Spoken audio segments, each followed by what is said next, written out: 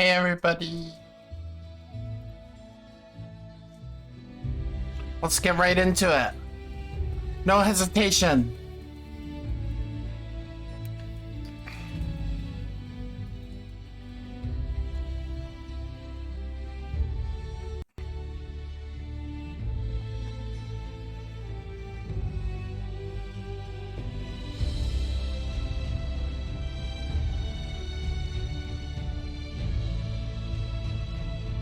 Only hesitation is caused by load screens.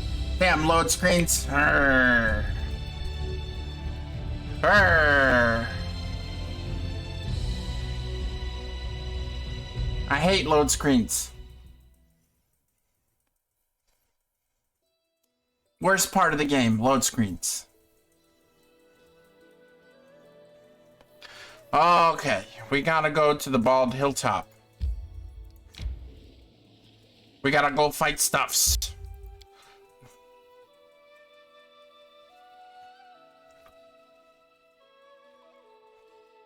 Is everybody ready to fight stuffs? We gonna fight stuffs! Sorry, I'm a little hyper.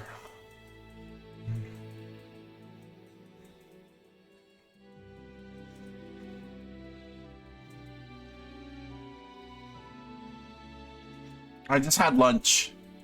I ate shepherd's pie and 2 peaches and a nectarine, so I'm a little hyper because of the sugar from the fruit, I think. I think that's what's causing it. Whoa!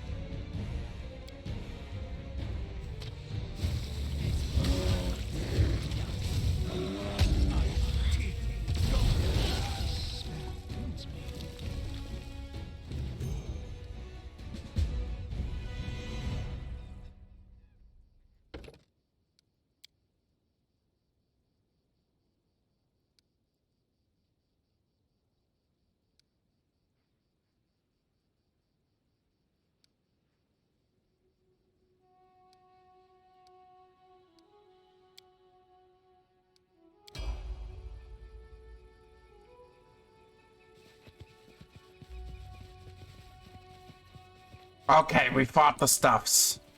Look at me in my crown. Kingmaker.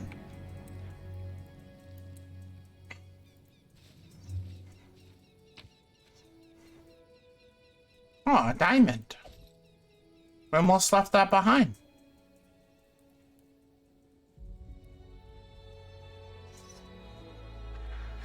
I'm a king now.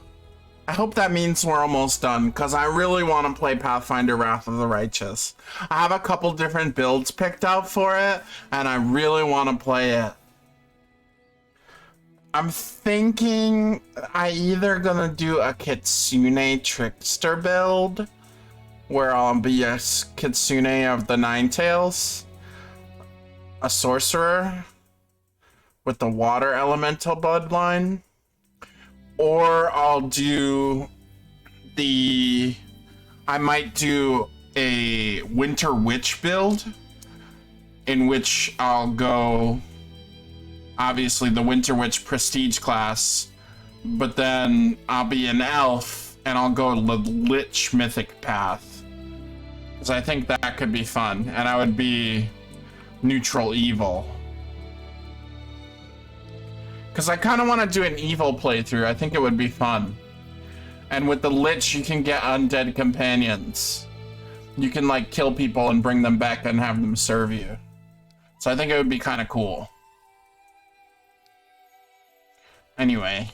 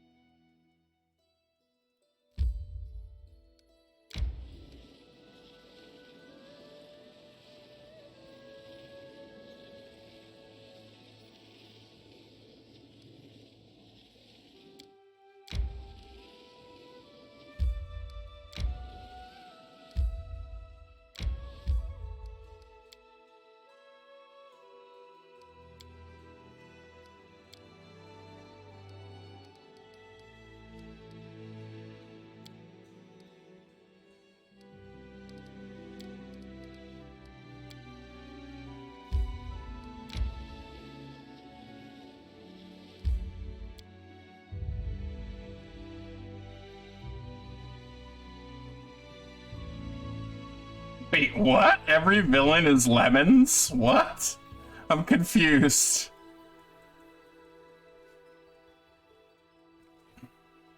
I'm very confused, people. Very confused. Very confused.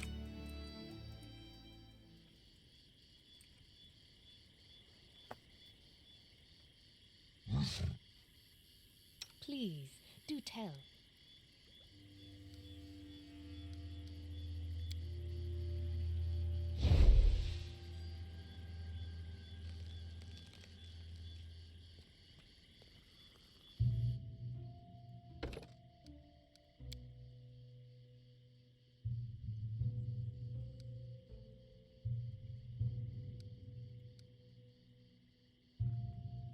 Evil equals I see.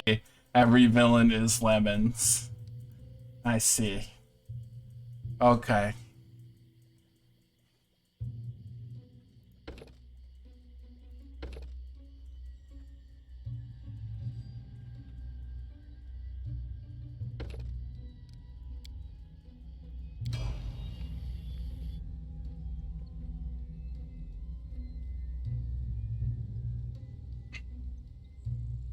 I didn't watch a lot of SpongeBob growing up. I watched a little bit, but when it was on, but it wasn't a show that I really made a point to watch.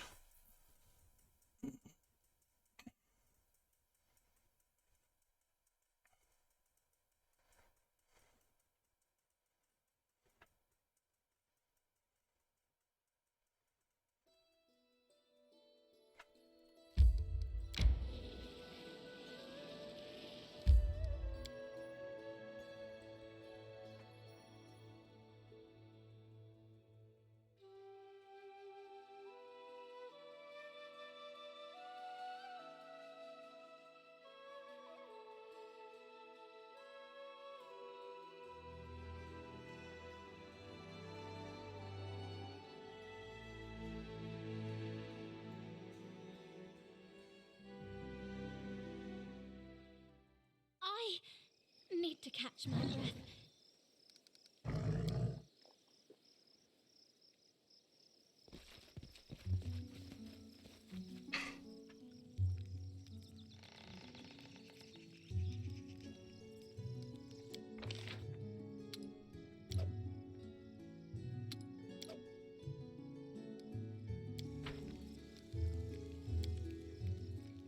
I like your stories, and it doesn't matter how much truth there is in them. They bring peace and give us hope, something so many of us lack. There! At least someone understands the true benefit of storytelling. Everyone keeps saying it's genre work or escapist. Thank you. Your words are like an elixir to my soul.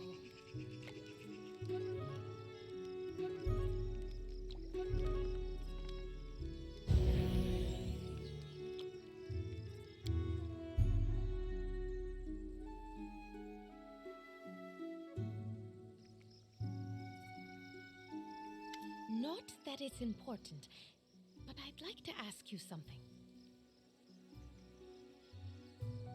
Of course. What would you like to know? Nothing specific. I just wanted to chat. Oh, I better just start from the beginning. You see, most of my life, I used to think my sister and I were special. The kind they write about in books. Sometimes I imagined we were characters in a fairy tale with a happy ending, and at other times I imagined it was a tragedy about proud and downtrodden souls. All the bad things that happened to us as we fled Kadira, they only strengthened these silly thoughts. It's hard to stop imagining things about yourself when the herald of a god answers your call. But then I met you. You know, now I really see what it means to be an outstanding person. You can change the world around you. Thanks to you, an entire country has appeared from nothing. Just think of it. In 10 years, there will be children saying, I come from the stolen lands. I come from Snow Petal Grove. But I really want to understand. Who are you? What drives you? I'm amazed that neither darkness nor light prevails in you. Perhaps that's just an illusion? You were so kind to me and my friends, though we brought you so much trouble. Of course I look after you. We're friends. I'm so happy to hear that. Just to know that you have a friend, that's true happiness. Especially when it's someone like you. Thank you for your time. Sometimes I do like to chat. Okay. Good to know.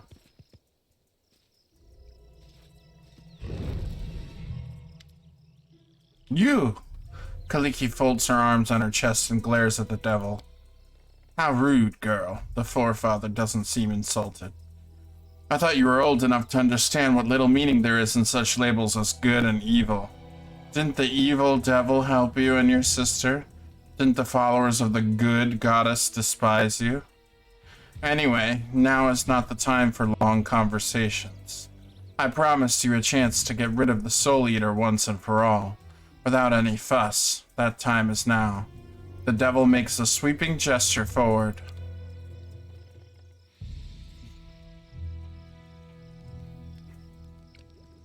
What is this noise, Naiho? Are you trying to annoy me by pounding rocks with a pot?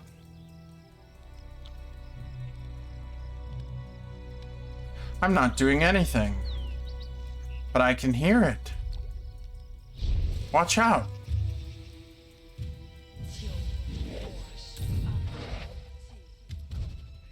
The sweet teeth, no. No! Why so upset, my dear? I used my mastery of illusions to fool the slow-witted Soul Eater. It will get its victim, 3 of them in fact, and it will believe that it captured and killed Canera. And then it will leave, and your problem is solved. Kalilka looks at you, eyes filled with despair. Please, Naren, we have to save them. What if we summon Canera? The creature will be drawn to her, and we'll be able to kill it. But then my sister... Oh, Nethys, I don't know. I don't know what to do. Follow your heart, of course. Isn't that the sort of trite wisdom you all love to repeat?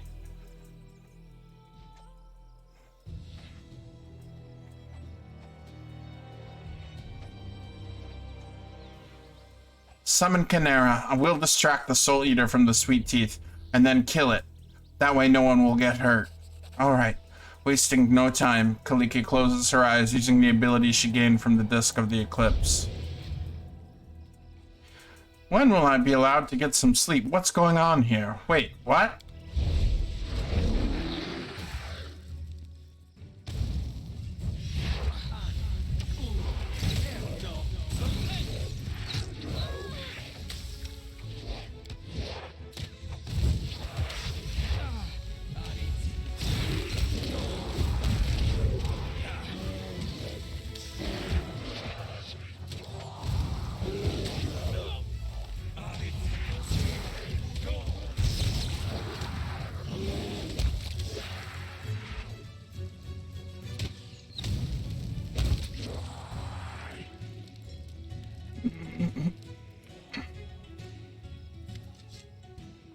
I can't believe it. That crazy goat set me up again. Canara seems fit to burst with rage. She risked my life again for those low-life simpletons and in a fight with a beast that killed me once already. Wait, so you're not Kaliki? Canara, you're alive? And what do you mean it killed you once? I'll show you your Kaliki. Tell her she can wipe your foolish snouts for the rest of her life if she values you more than me. The Sweet Teeth, you're alive. Praise Nethys. Your sister was just here. She's very angry with you. Angry with me? Well, then you can tell her I don't have to live with blood on my hands for her sake. If she hadn't made that deal with the devil, if she didn't want to have everything, then this would never have happened. I give half my life for her to return. But I won't give the lives of my friends as well. Could someone explain to us what's going on? Ah, I understand, I do. There really are 2 of them. How could we have missed it? Kaliki, calm down. Everything ended well. No, it hasn't. The girl can barely hold back her tears. I can't take it anymore. I love my sister, but I can't stand her cruelty. If only we could just go our separate ways and never meet again. Forgive me, Narian. My poor child. I don't know how something so foolish could have descended from my blood. I wish to see you grow up, lose your childhood fantasies and weaknesses. This will be easier once I spare you of the strictures imposed by a certain divine force. So that's why. That's why you set all this up. Obviously, it would be madness and short-sighted to argue with the Herald of Nethys himself. You hear a chuckle from under the iron mask, but it would be pathetic to do nothing. You see, girl, and you, Narian, my offspring is a valuable investment in this world, and I wish to secure my interests. For ages I've reaped souls as a sickle reaps grain, turning even the most loyal followers from their service to the almighty gods, and I imagine that all-seeing Nethys decided to make a joke of me by taking the 2 souls that are mine by right, but everything will work out just fine. Soon enough I will reclaim what's been taken from me. We are not your property. In your case, the matter must still be discussed, but in Canara's case, the situation is quite clear. She made a contract with me for a lifetime of service, and she's the only one who thinks a formal death followed by a resurrection can spare her from her contract. But in any case, it's not up to you to decide your fate.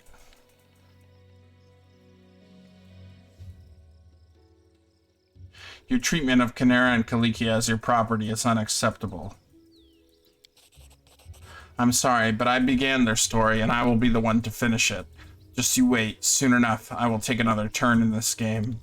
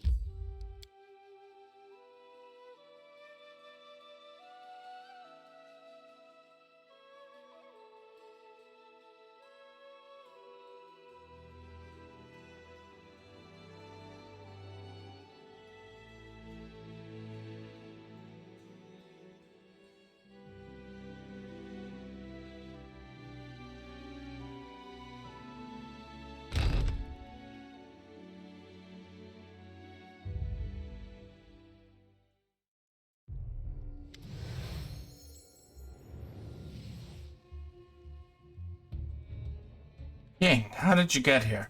Who told you about this place? I demand answers. Lindsay self-righteously turns away from Lynxia. Ooh, book burner. I stumbled across this place by pure chance. I'm not so easy to deceive, King. I don't believe you. I strongly recommend you tell me the truth. I don't have to explain anything to you. Oh no, you won't avoid the question so easily. Hell Knights to battle! Great job, my friend. I doubt anyone else could have managed to distract Lynxia for so long. Now all that's left is to finish her off. Treason! To battle, Hell Knights! Keep Darwin alive, but kill all the rest! I don't think you know who you're dealing with.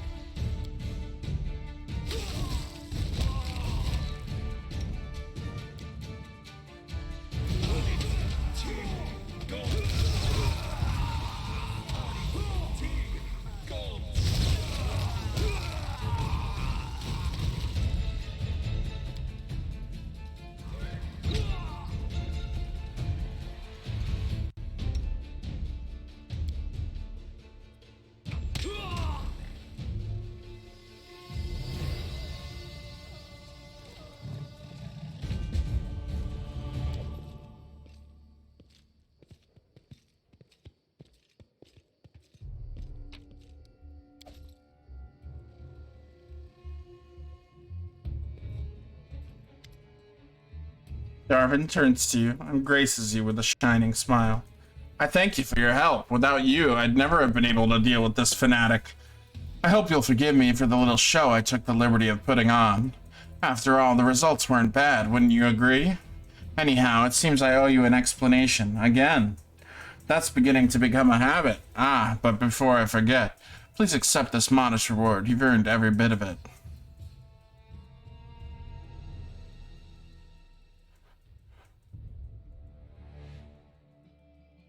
You set me up. Now Lynxia thinks we're accomplices. I regret if I caused you any discomfort. I hope that the sound of golden coins jingling in your purse will help you forget this unfortunate episode. Explain yourself then. I'm listening. You do remember the whole story I told you earlier, right? About the deal with the duel with the Chelish noble and the rebellion which followed his death? You see, that whole story has one little additional piece. Well, not so little to be precise. Darwin grins. His name is Mammon, and he's the one of the archdevils, the ardent prince, or so I've been told. He's made a pact with me, and I'm having trouble upholding my side of the bargain, and his patience is growing thinner by the day. That Chelish noble had a pact with Mammon too, which I expect is commonplace for the Chelish nobility, and the noble was in no hurry to fulfill his end of the deal either. By killing him, I earned Mammon's gratitude, and he offered me a similar pact. A handsome sum of gold and my cherished dream come true. That's what he promised. So how could I say no? What was the point of your pact with Mammon?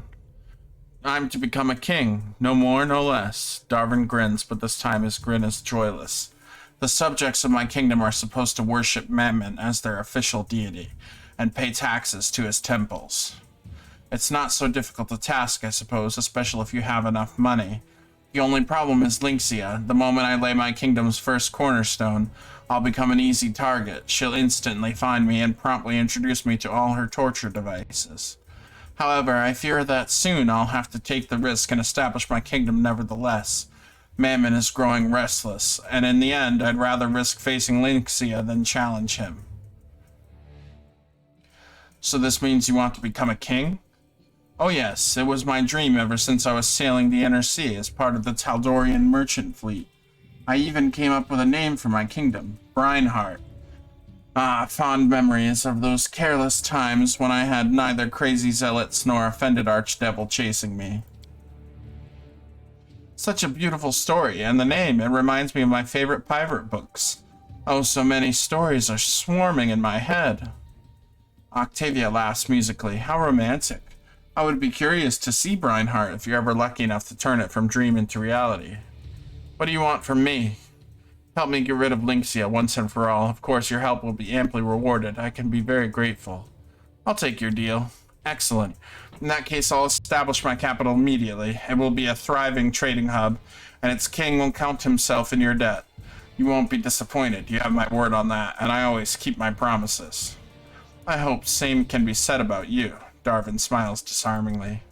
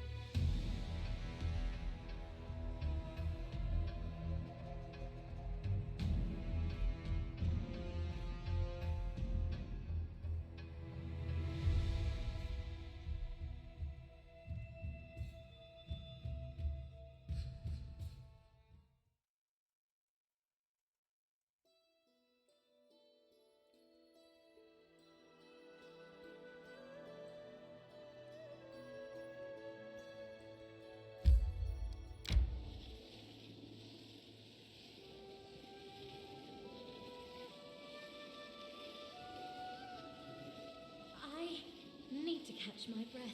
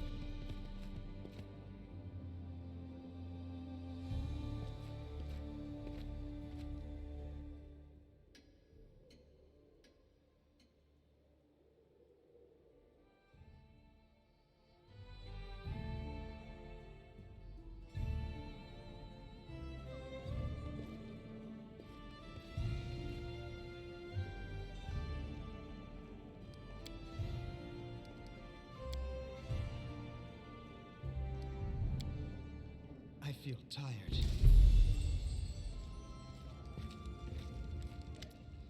Remember those books from Meister Janicia's study? We'd hoped to find something about our past in them. Well, we did, and I'm kind of sorry we looked. And we actually found something, but it's a sensitive conversation. We'll wait for you in the palace garden near the viewing point.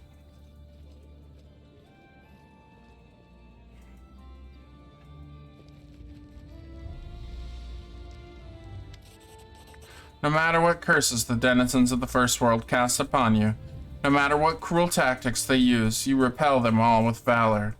Bravo, your highness. Accept this humble gift as a sign of gratitude from your subjects.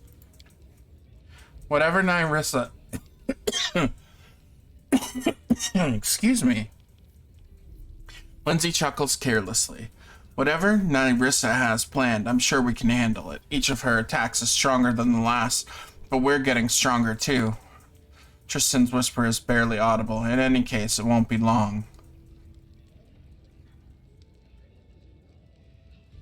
Can we use the portal on the bald hilltop to get to the First World in battle, Nyrissa? Alas, not yet. The passage between worlds is not reliable. We can't be sure of where it will take us, or if it will activate at all. Such is the nature of unstable First World portals. Such a portal is unreliable even for denizens of the First World. We only see a small portion of the hordes that Nerissa sends through the portal to attack us. Nerissa doesn't care what happens to the countless who go missing. However, with each attack, the portal becomes more and more stable. I would imagine that soon the passage will become a steady bridge between Galarian and the First World. We only need to wait for that moment to attack. We must prepare for Nerissa's next attack. We will prepare well. Just let her try to come at us again. We'll beat her back to where she came from. I'll cap our victory by writing a song about her, a really funny and embarrassing one. Everyone in the First World will be singing it for her.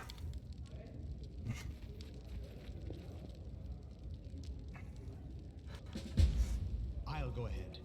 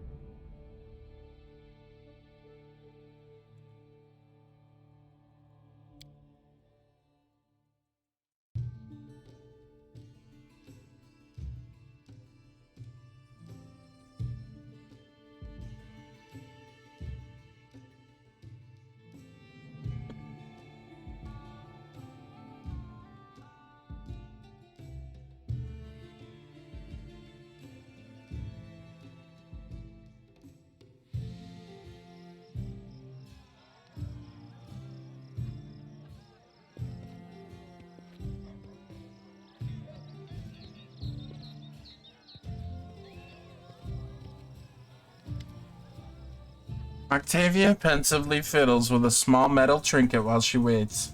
It takes her a moment to notice you as you approach. Oh, hi. It seems we haven't been properly introduced. Allow me, Octavia della Fiorni, heir to a noble title, a family manor, even a coat of arms with a motto. With a sad smile, Octavia shows you the trinket she was playing with. It's a fibula, decorated with a coat of arms, a butterfly and an arrow. At the bottom you see the motto, "Serve solely my conscience." So you're from a noble family? I could hardly believe it myself, but there's no doubt. I'm the missing daughter of Marchioness della Fiorni. Missing, that's what they're calling it. Do you know where to find your family? There isn't one, really. The della Fiorni family was waning before I was born. My mother's the last one. She's living in Patax in a small town house. I'm going to pay her a visit, and I'd like you to accompany me. As you wish, Your Excellency. It would be an honor to serve you on this excursion. Octavia looks at you, confusion written across her face. At first, she seems a little offended, but a moment later, she's bent in half with laughter. Oh, Excellency! Oh, I can't! My Excellency! A highborn marchioness of the highest rank. Whew. Octavia wipes tears of laughter from her eyes. Don't make me laugh so hard. Just look at me. Devils take me. What kind of marchioness am I? You don't think I'm going to Patax to inherit a title, do you? But thank you anyway. The title's not important. I just want to see my mother.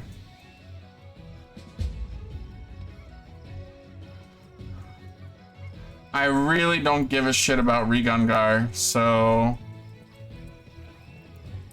Bye, buddy.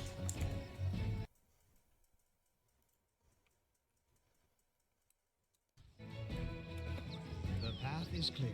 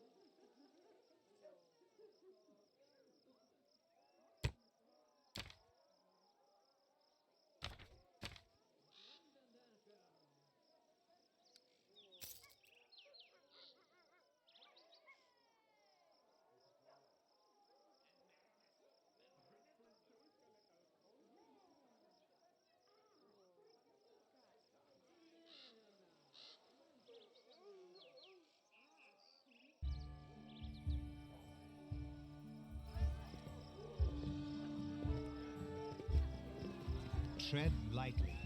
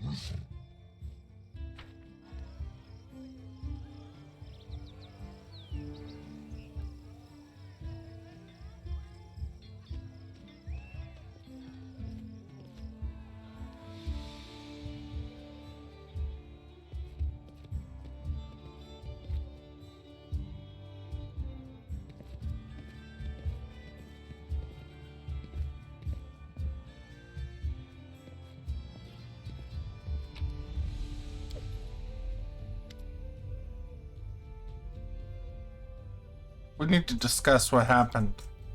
I'm surprised, between everything that's going on in your lands, you find interest in such a trifle as the devil's plots and the family troubles of two lowly tieflings. You seem unhappy that Kaliki and I decided to summon you to save the sweet teeth. Canara wrinkles her nose. You are my patron. You have the right to give orders and decide how to fight your battles. But the same is not true of my sister. She risked my life a second time, and that's not something I take lightly. Let me remind you, the first time I died, it was because of her virtuous trickery. I died alone, desperate, with a clear understanding of what was happening and what fate awaited me. What can we do? I'd say we should figure out how to stop the forefather from carrying out his plan. He's stronger than you or I. It's only Nethys' power that keeps him at bay. For now, only someone with a death wish would stand against a deity or his herald, but for now, all we can do is wait. I need to talk to your sister. Canara nods wryly, but says nothing. After everything that happened at the Camelands Barrens, Kaliki has kept to herself, while acting as if nothing happened. This time she greets you with an almost pointed nonchalance. Hello, welcome. How are you? Kaliki gives you a grateful smile touched with sadness. It's been a difficult time for me. Thank you for asking. I think Canara is very angry with you. You saw and heard everything. Back then, my heart was like a pot boiling with scalding poison. I shouldn't be angry at my sister, I know. But I'm so tired, and it seems the nightmare we endured in Qadira has returned to us. Whatever we do, we keep hurting each other. What can we do now? I'm afraid all we can do is wait. The devil promised it's not yet the end. and that he'll make us break Nethys' other condition. I wish I knew how he's going to do that, because it means Canara and I will meet again. I have to go. So long.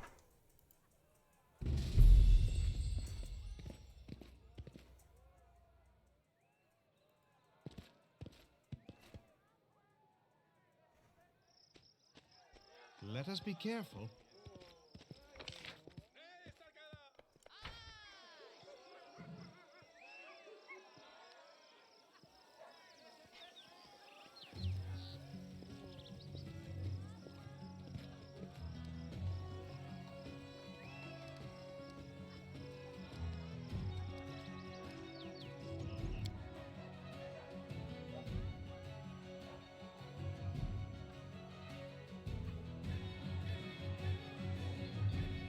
Alright, we're headed to Patax,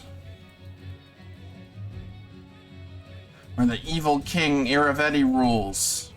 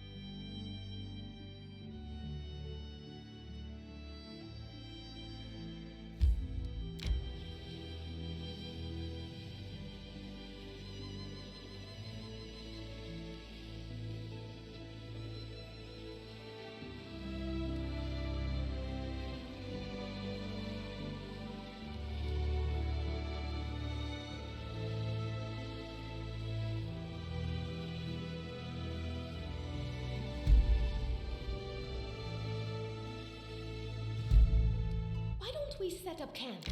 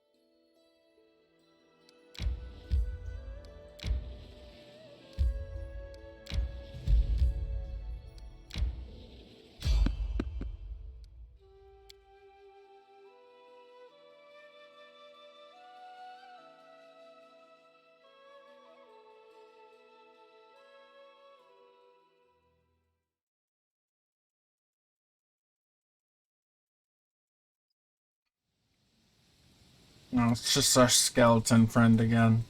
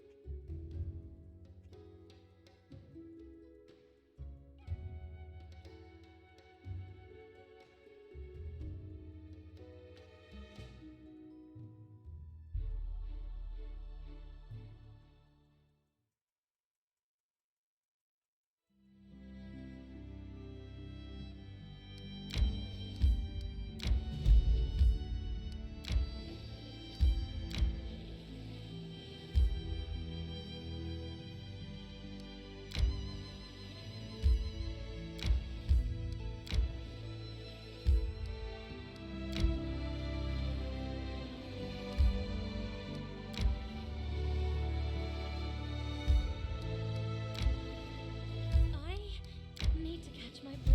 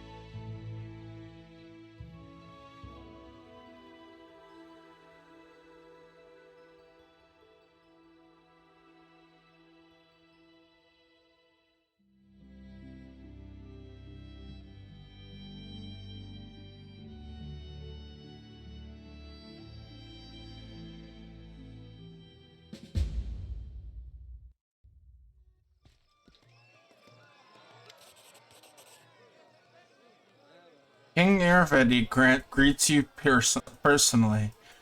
The bulky Kellet is broad-shouldered and looks to be somewhere around 50 years of age. His golden crown sits on a long, greasy hair above a heavily powdered face covered in bristle, and his expensive doublet is stained with oily spots. He guffaws as he squeezes you in a bear hug, enveloping you in the mixed scents of sweat, wine, and expensive perfume. Well, my crown-bearing brother, welcome to my home. Stuff yourself, drink, be my guest.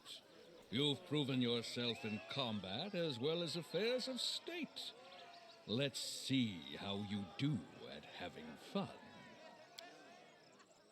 This place is amazing. Bright tents, music, people smiling and laughing.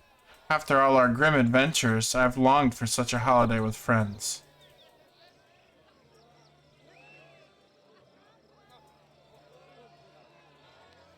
You are the epitome of hospitality, aren't you? But not too long ago, your spy nearly killed me. You do remember the one named Tartuccio? Tartuccio? The short purple fellow? Ha! You're bearing a grudge about something that happened years ago. I assure you that escapade in Lady Jamandi's mansion was entirely his own arrogation. I sent him to spy on her, not to start a battle or a fire, or a flood for that matter. Now, don't be so spiteful. I have invited you here to put all those little grievances behind us, and to establish a firm and lasting peace between our kingdoms.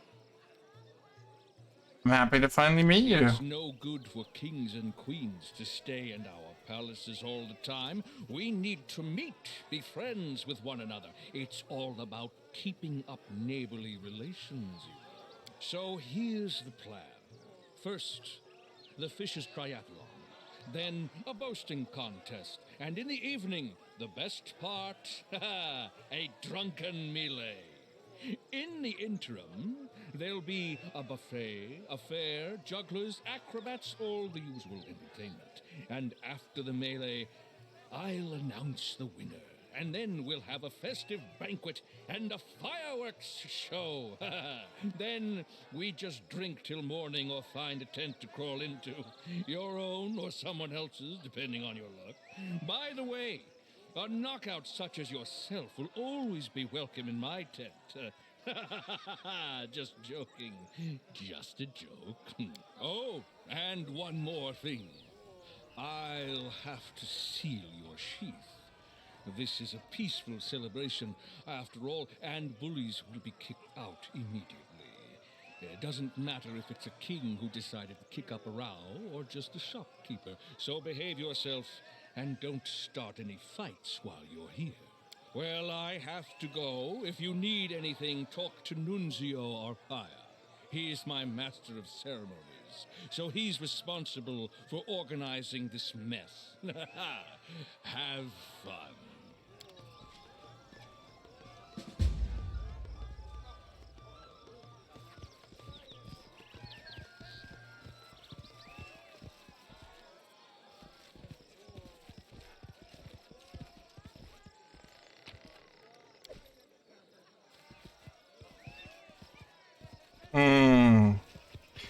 Please have a bag of holding.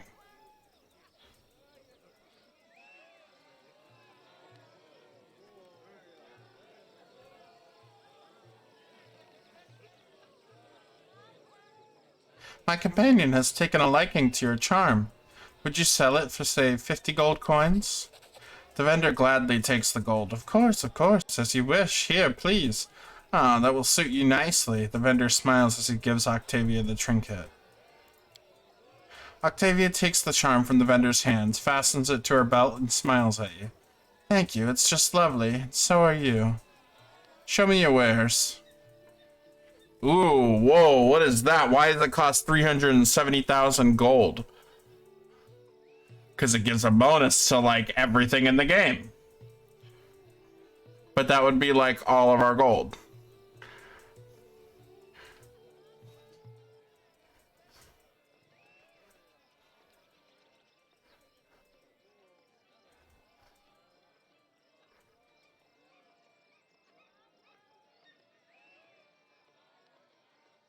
What's our headband do? A king +6 to charisma, intelligence, and wisdom.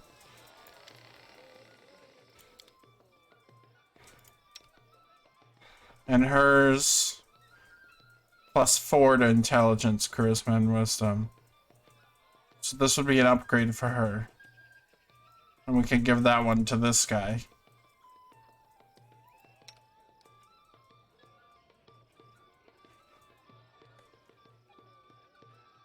It's 120,000 though.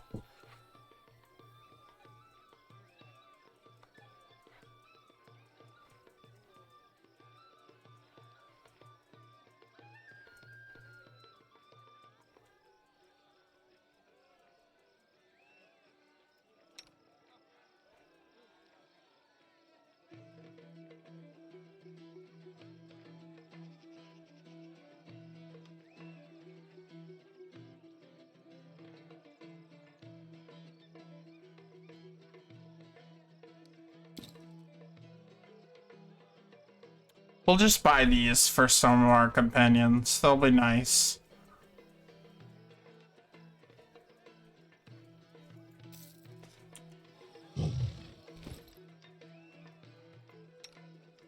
It'll be good upgrades.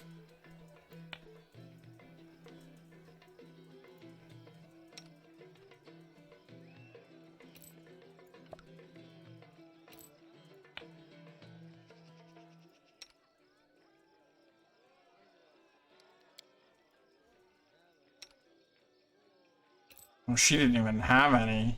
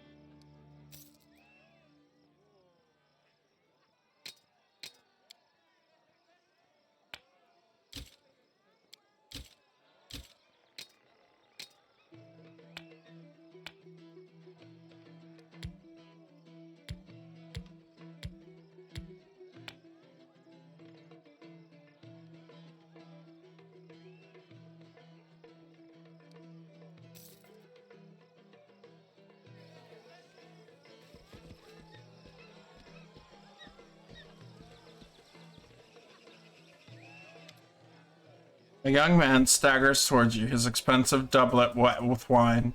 As he passes, he brushes shoulders with you and starts yelling, his breath rank with alcohol. Watch yourself! What do you think you are, pig?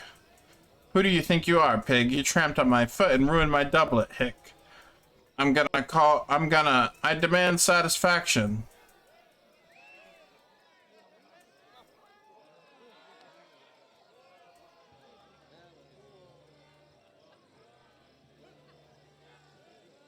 Best not anger me. I've put away more people and monsters than you have bottles over the course of your waste of a life.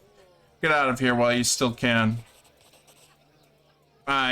Sorry. Think I confused you for someone else. Sorry, my mistake. These things happen.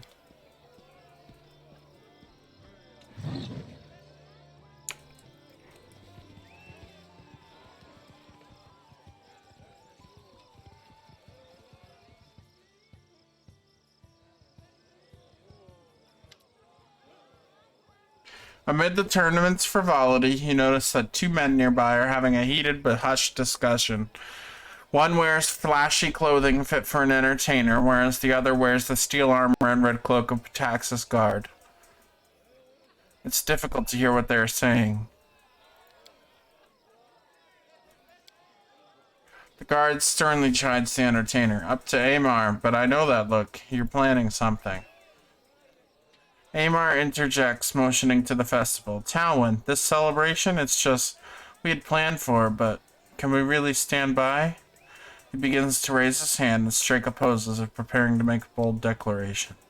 The guard's hand intercepts Amar's arm, firmly preventing the entertainer from making a scene. I've seen it with my own eyes, and it especially like you. Amar says a few comforting words before removing Talwyn's hand from his arm. Patax needs now is action, and I intend to act. The entertainer looks up, spots you, and smiles as Talwyn frowns and sadly walks away. It's a rare day that life emulates screenplays, Your Highness. Could it be that heroes have arrived in the people's time of need? Oh, heroism, that's exactly what we do. See that symbol on his clothing? That marks him as a member of the Red Crescent Theater in Patax, a fellow artist. She eagerly extracts her journal. Imagine the stories we could write together. What seems to be the problem? I first arrived here 5 years ago, answering King Iravetti's call for artists and actors to make Patax a new crucible for the arts. Admittedly, the king dedicated plenty of money to building new theaters and schools. Art only thrives, though, when there are visitors and patrons to pay for it. Amar sidles closer, lowering his voice, and that's where Iravetti has failed. The Patax River is our lifeline, connecting us to the outside world. River pirates know it, and they prey upon incoming travelers. You might think the king would thwart these pirates and defend his people, but no. He's only sent escorts to protect key shipments, leaving everyone else to the pirates' depredations. This tournament, it hides how we suffer from the king's inaction. Now, when the king's soldiers cannot or will not vanquish the villains, what happens in the stories? He winks and gestures knowingly. That's right, heroes step in. Numerous victims have told me of the attacks, and I have pieced together the approximate location of the pirates' camp. If you can ambush and defeat them, traffic will flow, commerce will thrive, and you'll command the adoration of the boatmen. dock workers, artists, and more. Naturally, I'm prepared to write a play dramatizing your exploits. What do you say? I'm always ready to thwart river pirates. I accept. Amar grins eagerly. Then it's settled. I'll write down the directions real quick, and when you're done, you meet me in Patax so I can hear your account. No doubt the magistrate will be pleased to stop getting piracy complaints, too. He draws a roll of parchment from a scroll tube. I hope you'll arrive in time to see my latest production. Speaking of which, I'm already late to oversee its rehearsal. Ah, consider this a little preview. Good hunting.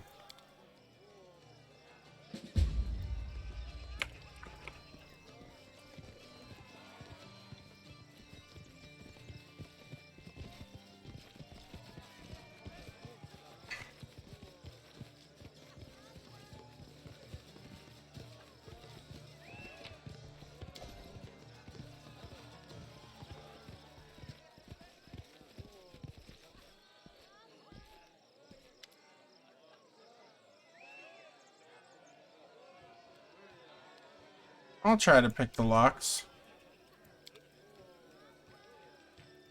Ready and willing. I did as you asked. Done and done.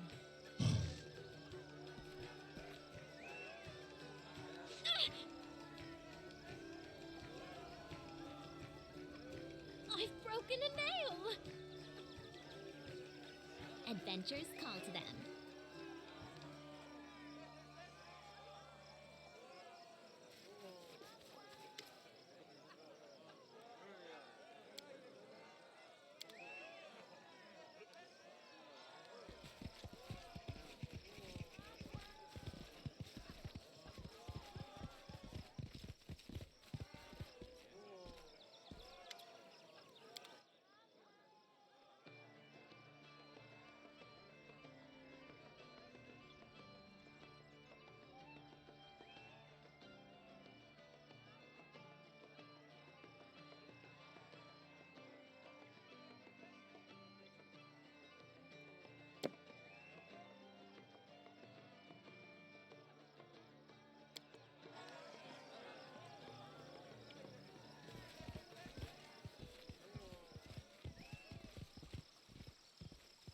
The path is clear.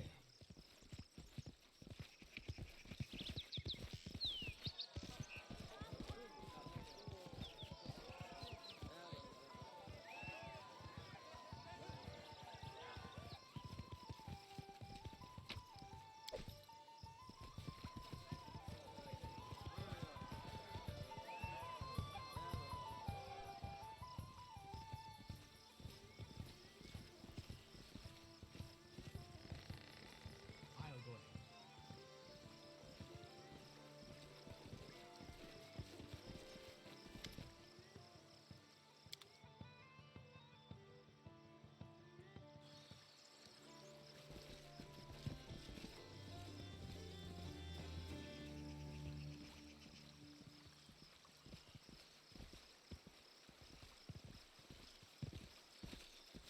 Let's head out.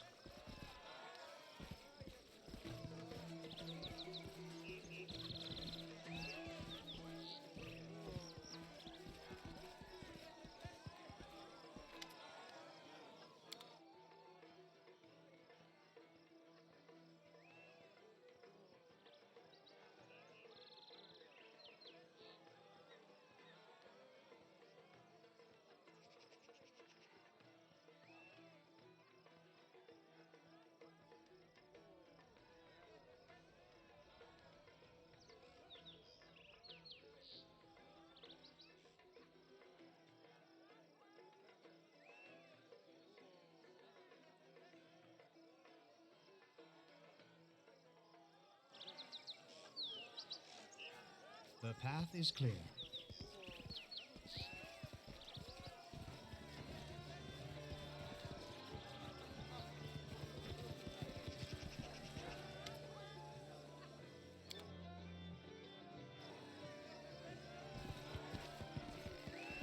Tread lightly.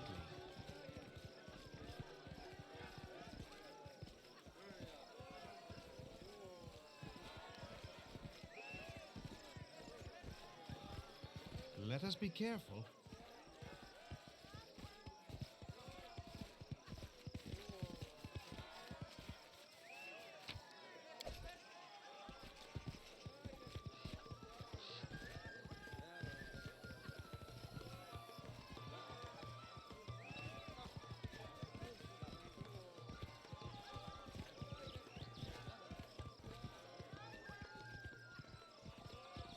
I'll go ahead. I did as you asked.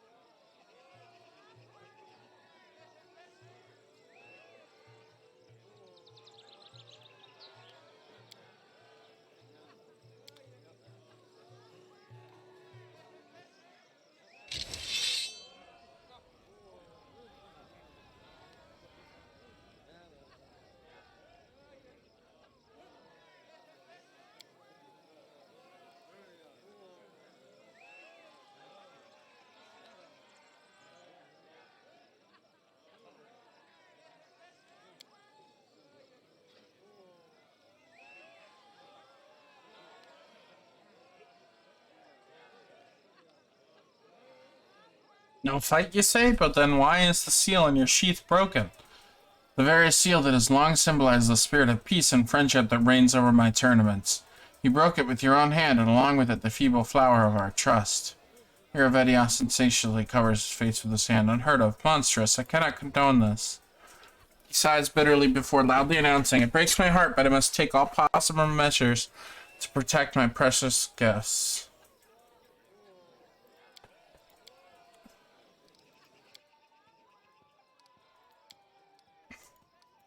I didn't know bribing them was gonna start a fight. That's dumb.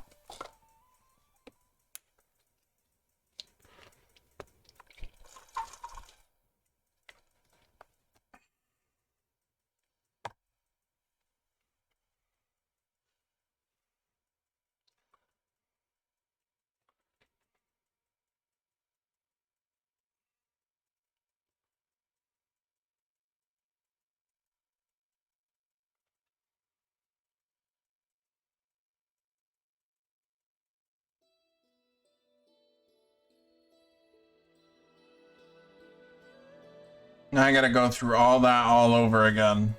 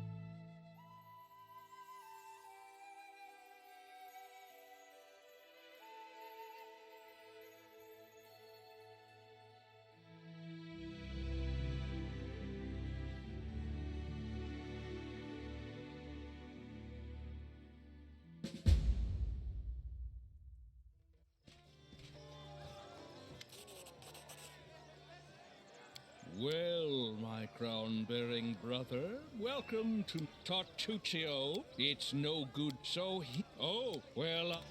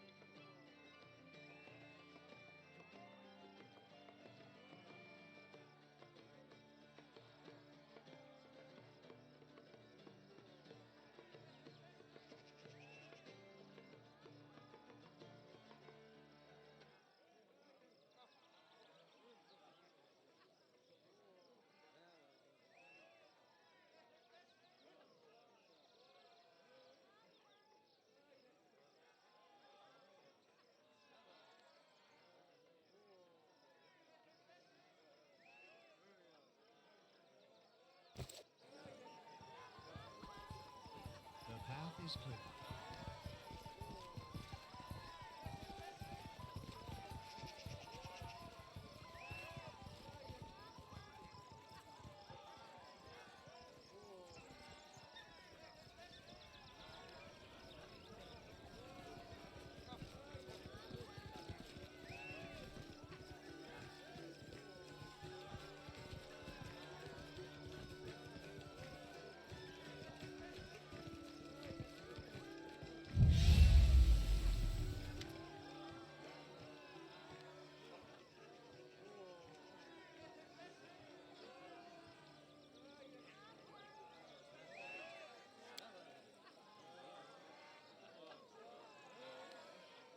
Something special indeed. I'd wager you've never seen the like. Before your eyes unfolds an epic battle between the world's greatest spellcasters, Mysteriano, the Devil Tamer of Cheliax, versus Zinmergia, Magistress of the Irisan Witches. Who will win? Who would you bet on? Tavia moves very close to you and, barely suppressing her laughter, whispers, "Some charlatans, huh? Can I teach them a lesson? I found an interesting scroll here. Shall we see how they like it?" Great idea. Go for it. Let's see what happens. Yes.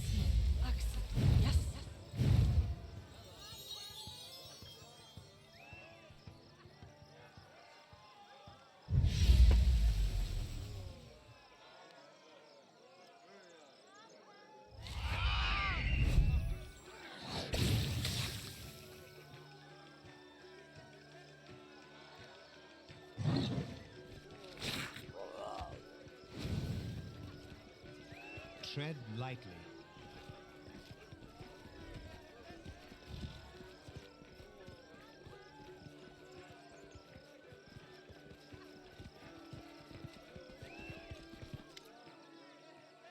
An elf in leather armor scans the crowd intently. He seems to be the only one at this celebration not participating. He's also the only one besides the guards whose weapon isn't sealed. Your Highness, welcome to Pertax, Irse Callias, Captain of the City Guard at your service.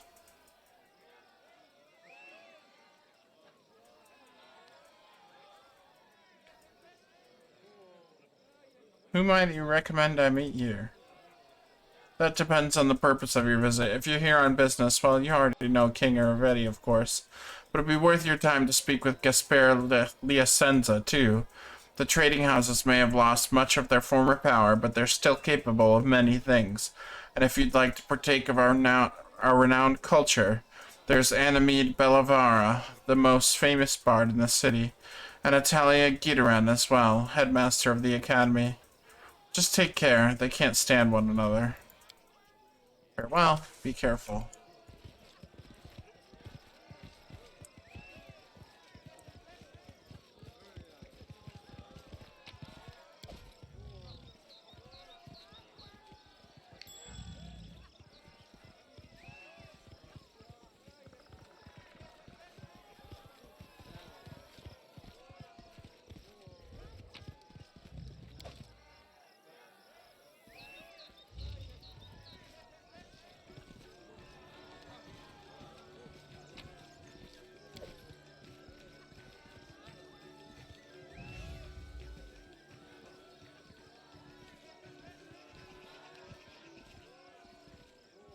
Let us be careful.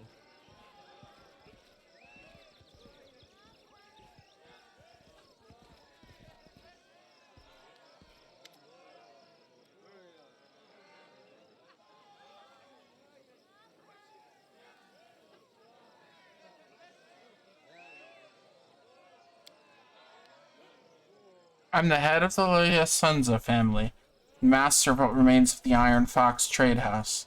Before Iravetti took the crown, it would have been my family receiving you at our house. Alas, we're simply guests at his celebration now. What caused you to lose influence? It's a dark and sordid story, and I swear I'd give my life to learn the full truth of it. Patax was founded by 4 families and ruled by their 4 trade houses for centuries. We quarreled from time to time, of course, And property didn't always change hands peacefully, but none of us would dream of impining on another family's lawful rights. And then Iravetti appeared. We underestimated him, thought him nothing more than another adventurer like the thousands of others in the region. He handled matters quickly and chaotically, with assets running through his fingers faster than chips at a card table. His wealth grew rapidly, but he still wasn't a big fish, for a while at least. He invited representatives from all the trade houses to play cards. No one really knows exactly what happened, but by morning he owned most of their assets, including the crown. They suspected a rigged game and sent representatives from the families to discuss the matter with him. And then a wave of disappearances rolled across the city. My brothers, the former kings of Patax, disappeared, along with many other honorable people. And Iravetti made it clear that the lives of his hostages would depend upon our obedience. He was king, and our wealth and power lay in ruins. So this bright celebration is designed to veil the despair of the king's victims. How naive I was when I praised its merriment. You have my sympathies, Honorable Gaspar. I'd lose my mind if someone took my kin hostage. Who might you recommend I meet here? I'd do better to tell you whom you should avoid. There's a gloomy, sickly-looking gnome wandering about. Karn Varil, chief of the so-called Thieves Guild. He's Iravetti's primary business partner, and they understand the word business quite broadly. Farewell. It was an honor speaking with you, Your Highness.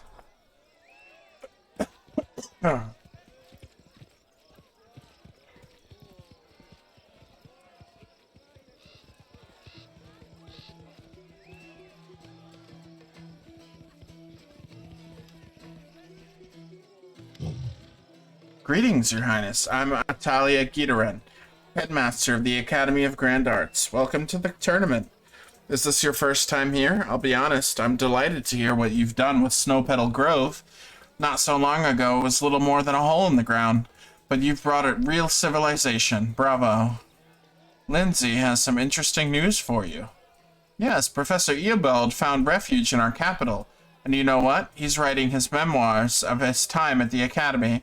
I'm sure it'll be an entertaining read for everyone but Tax, no, all of Avestan. A book, you say? How brave of him. I hope he doesn't neglect to include the details of his dismissal. Atalia's voice is ice cold and bone dry. What details? What do you mean? Iravetti kicked Professor Eobald out for just being too smart, didn't he? I'm sure that's exactly how he described it. They call him the Insightful for a reason, after all.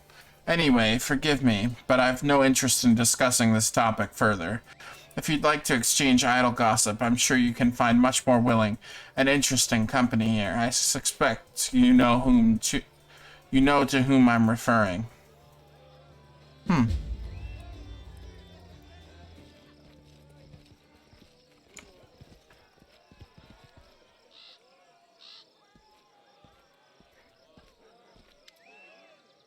Oh, Narian, the famed Baron, no, excuse me, the King of Snow Petal Grove now, has come to visit us. It's such a delight to see you here. Maestro Bellavara, why, well, do you remember me? Lindsay blurts out, turning bright red. Ah, Lindsay, of course I remember you, you and your nonsense at the poetics exam. I hear you have your own publishing house now. I didn't take you for the entrepreneurial sort, but I'm happy you finally found your calling. I believe Lindsay had a question for you. Oh, I just hope it isn't about any of the lectures I used to give you at the Academy. Go ahead, ask away. Anna Mead smiles encouragingly at Lindsay. Lindsay turns bright red, takes a deep breath, and blurts out, Sorry, but I really need to know the truth. Why did Iravetti kick Professor Eobald out of the Academy? Oh yes, he did move to your kingdom, didn't he? I'm curious how he portrayed his dismissal. I bet it was something like a poem in 6 verses recounting the tale of a tyrant ousting a poor but honest scientist for telling the truth. The reality is much more mundane. Iravetti didn't fire Eobald. Atalia did, and I have to give it to her. This time, unlike most times, she was completely right. That can't be. Why did Atalia expel Eobald? Well, Eobald is a very fine teacher, of course, but he pays too much attention to how his favorite students perform in class, and not enough to their extracurricular activities. Why worry if they steal a trinket here or there, or maybe rough someone up on occasion, so long as their poetry and music are exemplary? Predictably, this led to a sad end. What was supposed to be just another innocent joke from one of his favorites, Alandi, led to someone's death. It was an accident, certainly. The kids just underestimated their own strength. Atalia expelled the lot of them, and as always, Eobald went to stand up for them. But this time he discovered that her patience was not boundless. She blamed him, said that he'd let his troublemakers run wild so he could get out of the academy along with them. She told him she won't tolerate any more bullying, even if it's coming from genius students. I understand it's odd to hear won't tolerate from Atalia Gitarin, but that's what really happened. Pale, Lindsay looks at Ganymede with huge eyes, unable to utter a word. If Aravetti didn't banish Eobald, then why did he send those cutthroats after him? He'd planned to return the old man to Patax and make Atalia reinstate him into the academy, or failing that, he at least wanted to keep him from going to you. Eobald the Insightful is a prominent name. Of course Aravetti would want the teacher serving him, rather than his neighbors. Why would Atalia hide the circumstances around Eobald's dismissal? She doesn't like to discuss the Academy's internal affairs. Behind that neat facade, there are too many events she's looked the other way on over the years. All in good faith, of course. Thank you for telling us the truth. I'm not sure you should be thanking me. I see poor Lindsay's not too happy with this truth. Hey, come on, girl. Cheer up. Being disappointed by people is practically a professional necessity for people like us. Whatever I may have said before, you're not a bad bard, and that means sometimes you have to face the music. Thank you. Farewell. Enjoy the celebration. I can't believe it. Teacher lied to me all this time. I'm going to learn the truth as soon as we get back to the capital. The path is clear. What do we do now? Yes, they did just tell a bard to face the music.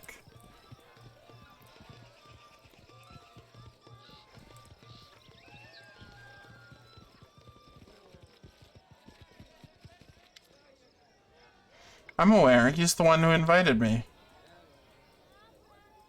I think I must be lost. I'll just be going. Keep going.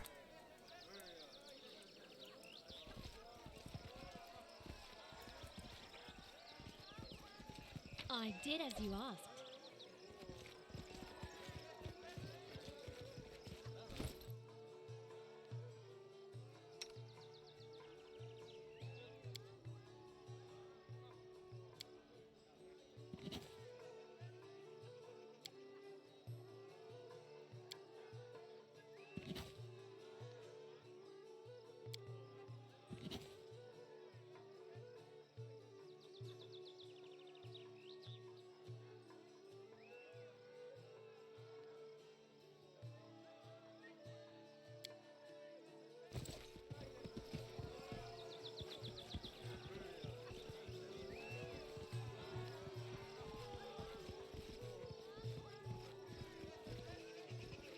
Let us bide our time.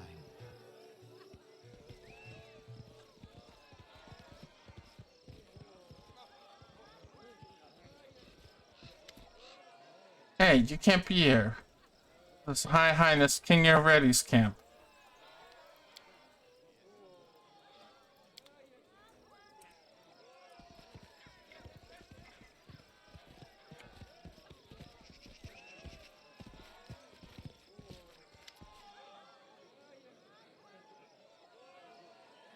Your Royal Highness, welcome to the Rushlight Tournament.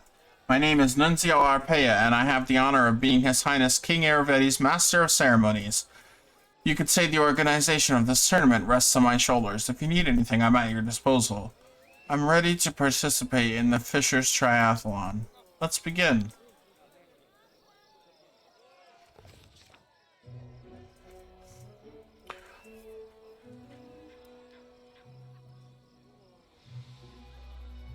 Trumpets sounded over the arena, announcing the commencement of the Fisher's Triathlon. We were to distinguish ourselves in 3 sports, if you could call them such. You be the judge, dear reader. The first round was fish carrying, if you can believe it. They built narrow bridges over pits of mud and placed barrels on either end, one side filled with fish and the other side empty. The goal was to get all the fish from one side to the other barehanded without falling into the mud. I'm sure this is just what you imagined for a royal tournament. Throwing fish at your opponents was prohibited, but there was one unofficial but well understood rule in this tournament. Don't get caught. We had to decide which of us would participate, as well as how fair we wanted to play. We tried to cheat by discreetly throwing fish at our opponents. Competing honestly among such company would be more embarrassing than losing. As Kaliki ran across the bridges with heaps of fish in her arms, she deftly tossed a fish beneath the feet of a Gralton competitor who'd slipped and fell into the mud. Another fish found its way right into the Daggermark competitor's forehead, sending him down alongside the Graltoner. The judges didn't notice a thing. We won the first round. The second round was untying knots. Competitors would be tied up on poles resembling ship masts, and they had to escape the ropes. I lost my place. And they had to escape the ropes. We once again had a choice to make. We noticed a sharpened coin glistening in the Daggermark competitor's mouth, and the Gralton participant had a blade in hand. We exposed the cheaters, leaving us with fewer rivals.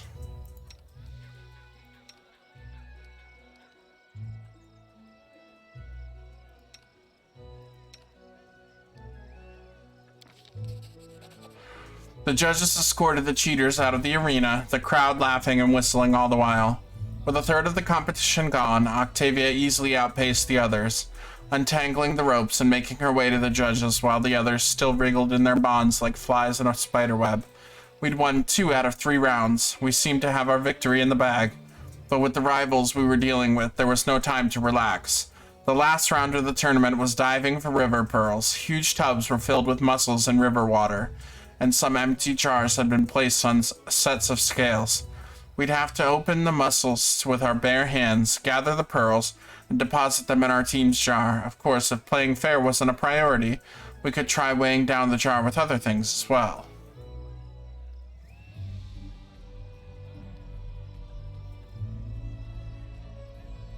We tried to cheat by slipping some pebbles into our jar. Octavia bravely dove into the muddy water and started opening shells, breaking her nails in the process.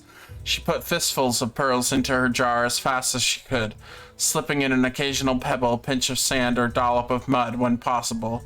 Once time was up, her jar was the heaviest, a victory for us. Soon we stood on the pedestal as the judges awarded our team the victory. We were yet wet, muddy, and smelled of fish, but we grinned with joy all the same.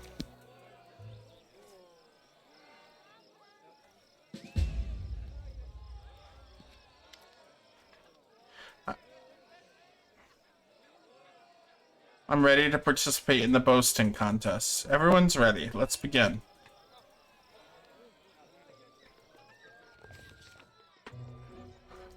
The tournament continued with a boasting contest. The first participant, a man from Daggermark, stepped up to the podium and told a raunchy story about him sneaking into a temple of Calistria and seducing all the priestesses, including the High Priestess, in a single night.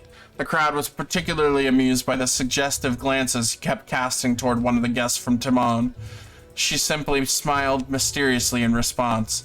The second participant was a guest from Gralton, who told a completely implausible tale about his travels across other planes, where he battled undead hordes and defeated a blood-curdling monster.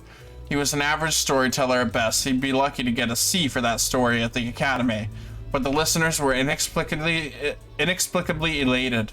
Suspicious, we took a closer look at the crowd, and of course, we spotted a bard using some tricks of the trade and likely a little magic to aid the Gralton man's performance.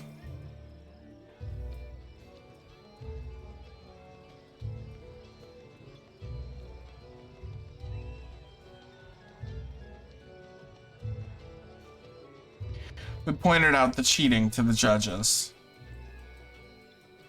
It was just a waste of time, though. The judges completely ignored the cheating, and in the time we took trying to convince them, the participant from Gralton finished his story and stepped down from the podium to audience applause. Then it was Pratax's turn. The kingdom's honor was represented by Anamid Bellavara, a sweet-voiced singer whose smile could win over the most withered of hearts. Oh, Animaid. But while her voice was smoother than silk, her words stung like arrows. With a soft smile, Animaid told everyone how she'd spent months in our kingdom learning our secrets and instigating a riot. Of course, the honest trade of the bard and the shady dealings of the spy often go hand in hand. But oh, Animaid, who could have expected such an ugly blow from such a lovely lady? She described in a surprising and exceptionally critical detail how much the citizens of our young state suffered under the atrocities of the troll assaults and the magic plague. She never stooped to actual lies, but she made it sound as though our king, Baron at the time, was simply drinking and debauching while his subjects struggled. She made our crusade against Fortitude look like a cunning conquest of Varnhold. And the war with the Tiger Lords was characterized as an irresponsible venture. Talk about cruel and unfair. When Anime had finished and left the stage, it was our turn to perform. And what feats did our participant decide to tell in their performance?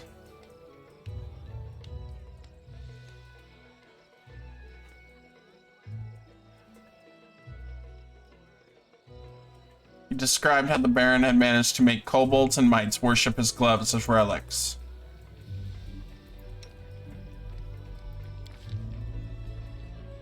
Failed?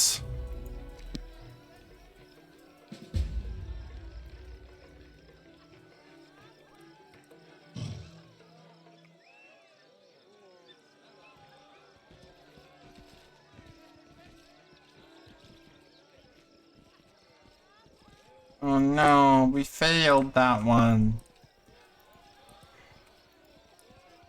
I'll go ahead.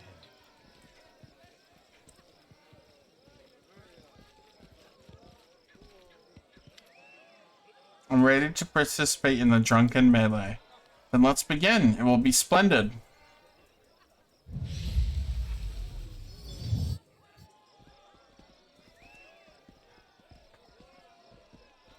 Enemy near.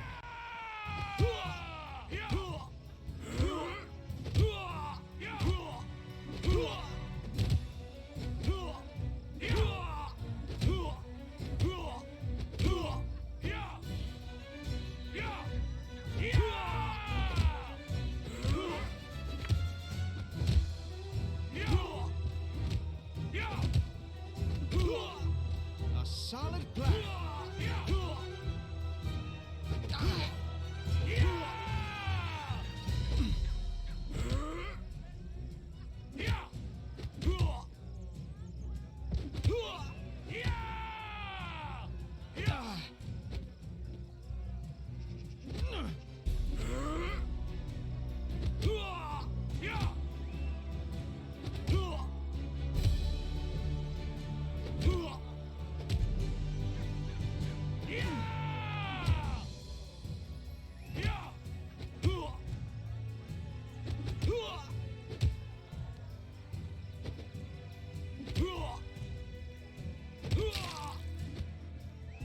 Forwards!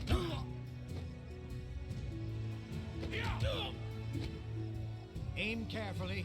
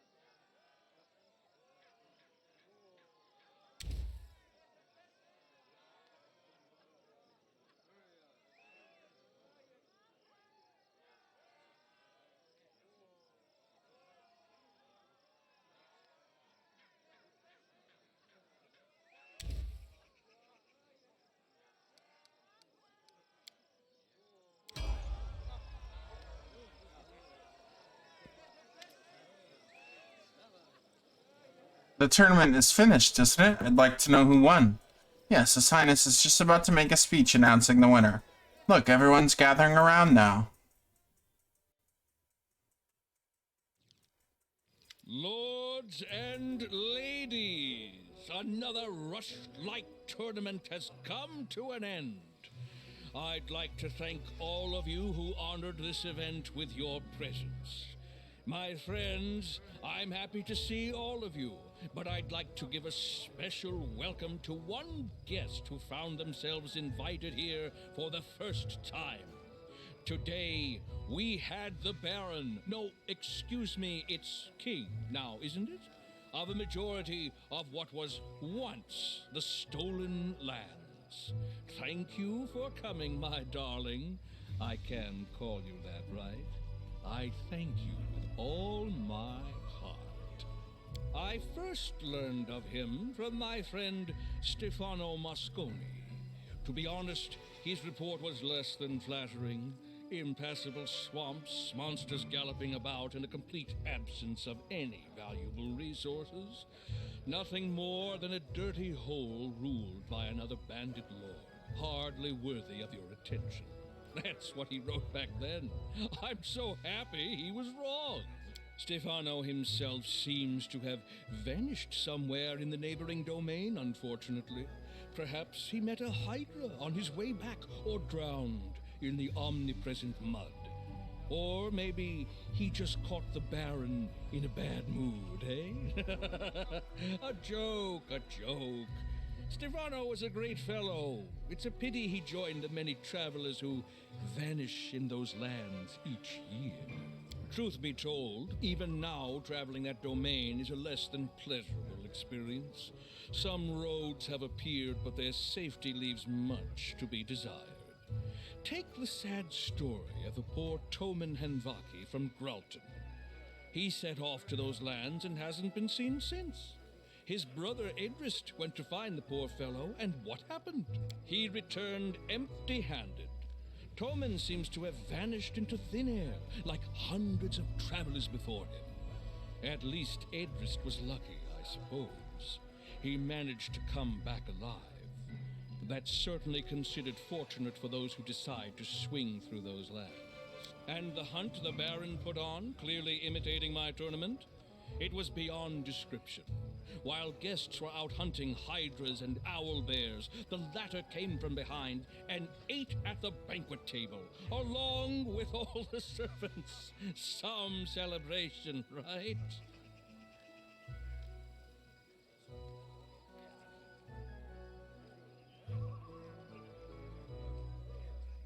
Your words ooze poison. Is this how you show hospitality? If I've offended you in some way, just tell me and I'll offer my apologies. No, forgive me, I don't wish to seem impolite. But getting back to the subject, all I really wanted to get at was that His Highness is a personage truly as extraordinary as his lands, and I'm happy to see him at this celebration. And now it's time to announce the winner of the tournament. This year, no one managed to win all 3 contests. Since the victories all belong to our neighbors here and Pitex, as the chief judge, I'll be rewarding the prize to Pitex for their grace and skill. Awarding yourself the prize?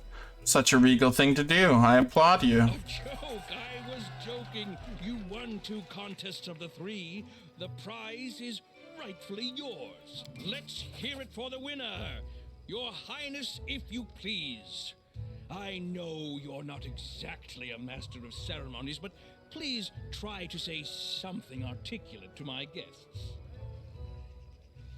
Your Highness, dear guests, attending this tournament was a great honor and a true pleasure. I thank you all for an unforgettable day.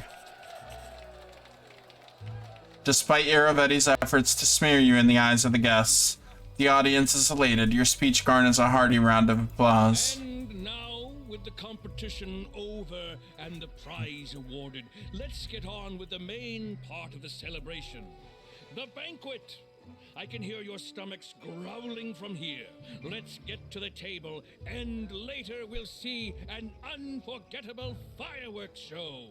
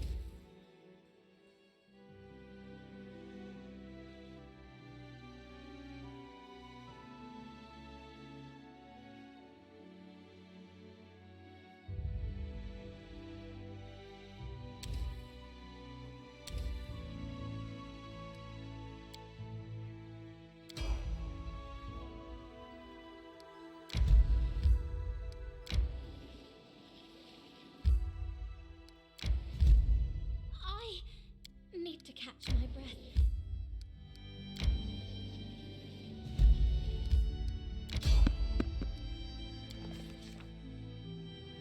Our travels brought us to the little town surroundings in pursuit of the dastardly river pirates who have preyed on innocent merchants and travelers. It would have been nice to march in, knock some skulls together, and call it a day, but rumors suggested we were heavily outnumbered. Even worse, the villains had set up their camp in a defensible position in sight of their boats, protected by the river on one side, a thick forest on another side, and a sticky swamp on the third. Add in a bunch of sentries watching for intruders, and we were in trouble. Thank goodness our fearless leader had a plan. We circled around to approach from the woods, seeking some game trail or other path that could lead us through the undergrowth. We picked burrs from our cloaks as we reached the edge of the clearing. From there we could see that there wasn't one camp, there were two. The second was several hundred feet away, judging by the campfires, which meant that we could vanquish the pirates in one camp before the other could respond.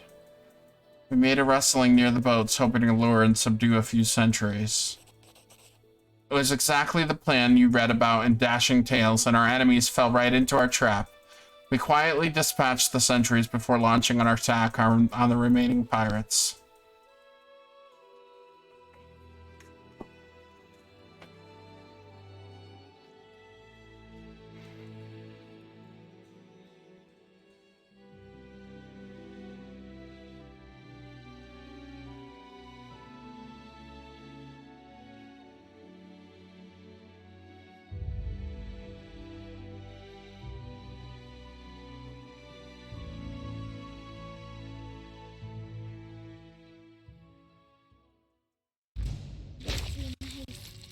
Don't you think? Need to catch my breath.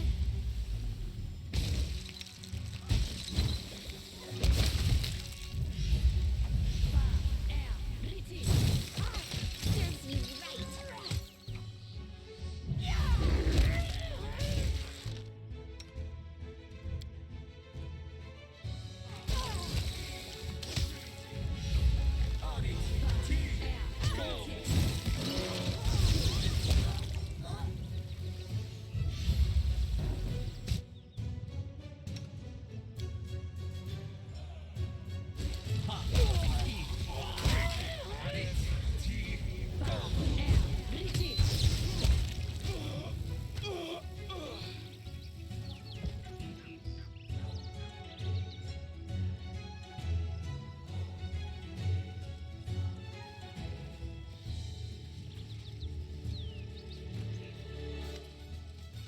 A voice cuts through the din, roaring with such indignation.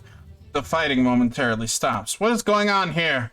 Who dares attack my camp? The speaker is a sun-tanned woman wearing light blue traveling clothes with high boots, and an embroidered heron adorns one of her sleeves. She draws her weapon and takes a menacing step forward. I don't know who you are, and any patience I have to hear your excuses is as short-lived as you are, but if you have something to say, make it good. Behind her, you can see more combatants approaching, but you have a few moments before they arrive. I have nothing to say that a sword can't say better.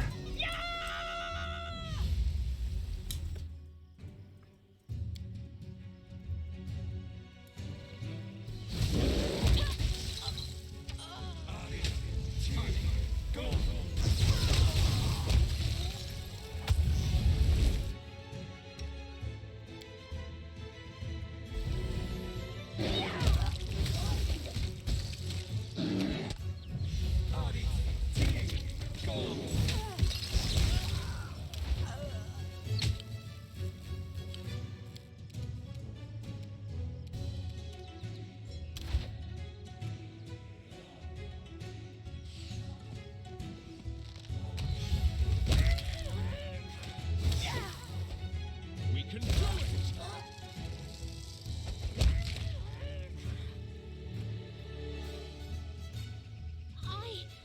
I need to catch my breath.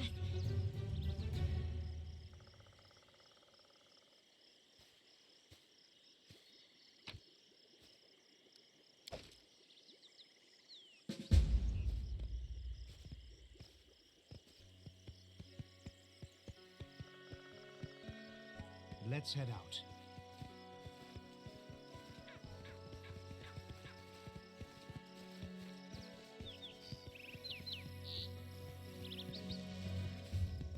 The path is clear.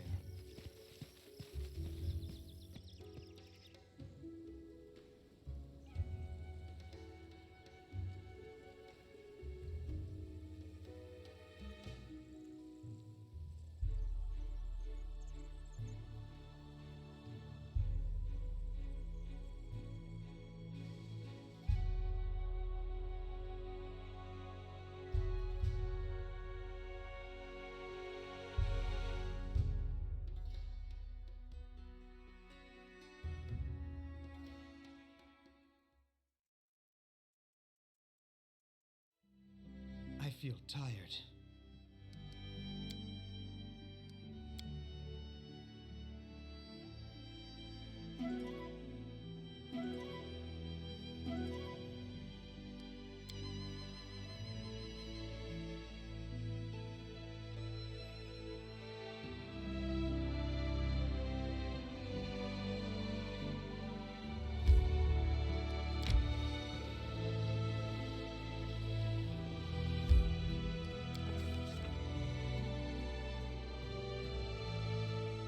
whole army of mean-looking guards awaited us at Patax's gates.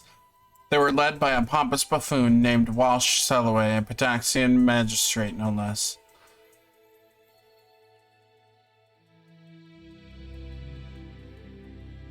Leave now, your highness. King Airvedi's orders, he said. We looked at each other and told Walsh we needed to discuss a few things with him regarding the river pirates. The river pirates are Patax's concern, not yours. You would do better to mind your own kingdom, your highness, Walsh said, taking a step backward to be closer to his soldiers. Realizing we wouldn't get anything else from him for now, we politely asked Walsh to let us enter. Alas, one can't get anything in this life without the help of mere politeness. The magistrate didn't even bother answering, but his eyes grew even more impotent and his smile more contemptuous. Then we drew our weapons. I'll advise you to reconsider, said the magistrate. Somehow I don't believe you're capable of defeating the whole Pataxian army by yourself. Kept what remained of our dignity and turned away.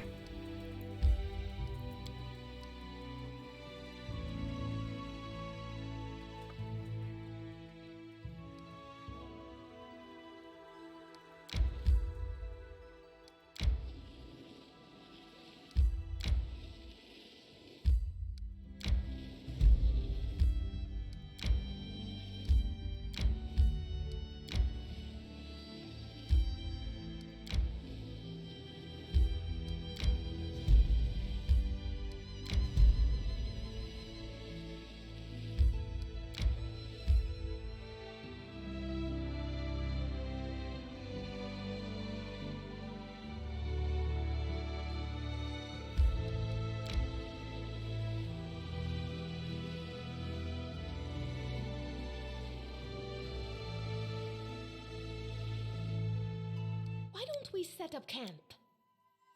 There is so much pain, so much suffering in the world. Why can't we all live in peace? Why are we so bad at forgiving? And why do I feel that those whose conscience is darkest are the ones who complain the loudest about forgiveness?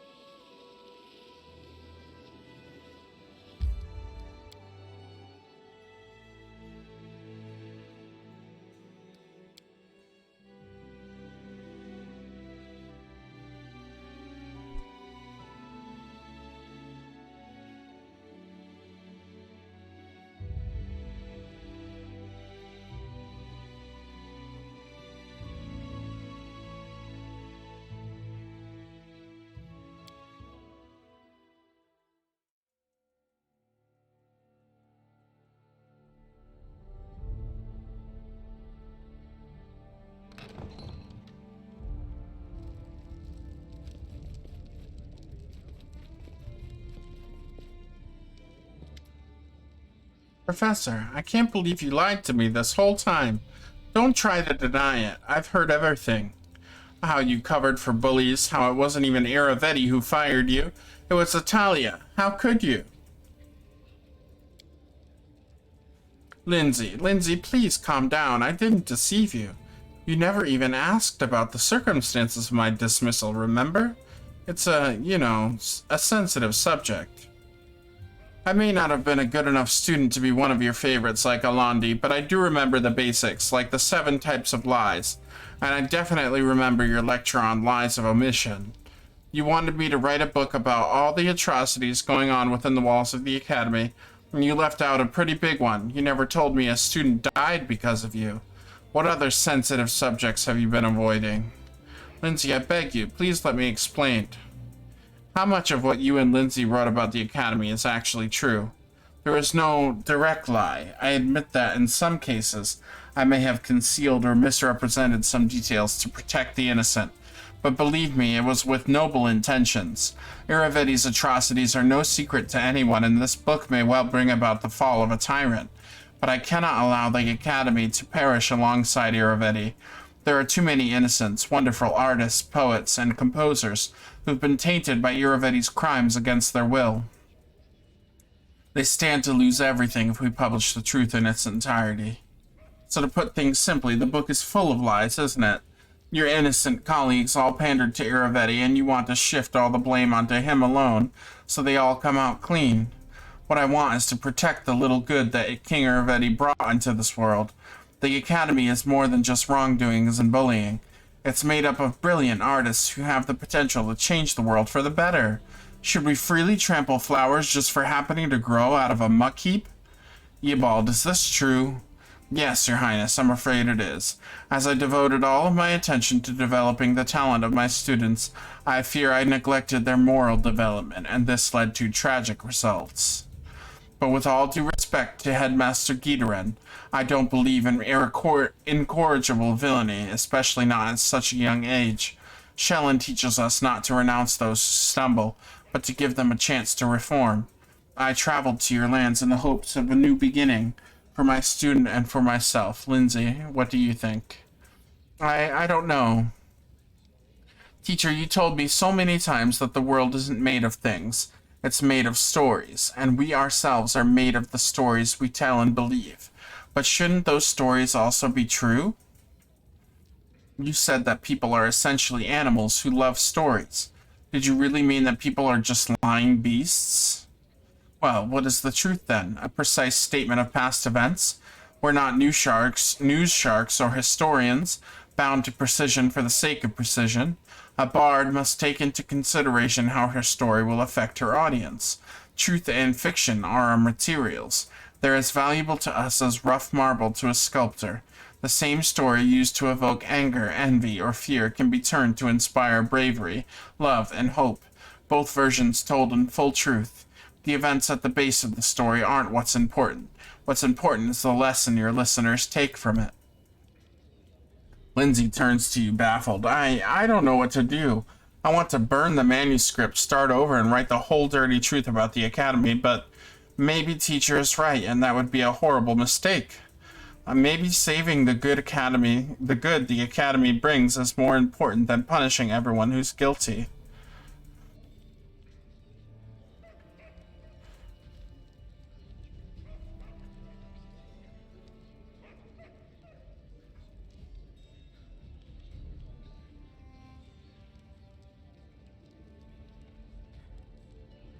I think you're right, Lindsay. Shellen teaches us to spare even villains, so long as they're repentant, but nothing in her teaching speaks of retaining their posts or keeping their careers. Eobald lowers his head. Just so. Atalia said the very same when she threw me out. I must admit she was right. I'm sorry, Lindsay. You've taught your old teacher a lesson today. We'll rewrite the book. I'll tell you everything I know and everything I'm guilty of.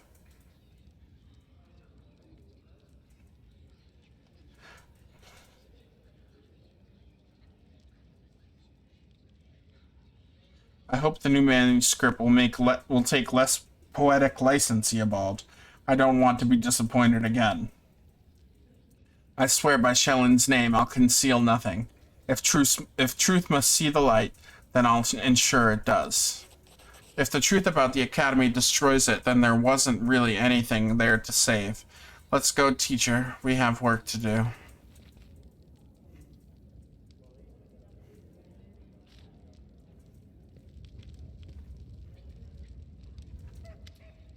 Tristian remains silent for a time. When he finally opens his mouth, his voice is hoarse and tired. I won't take much of your time, Narian. I've been meaning to ask you about something. This might seem stupid or arrogant, or just insolent. Tristian stumbles and catches his breath. I want to talk to you. I think you know what it's about. It's what I've done, and what I haven't done. The priest lowers his head and grows quiet. But let's speak in private, far from curious ears. I will be at the viewing point in the palace garden. Please come as soon as you can.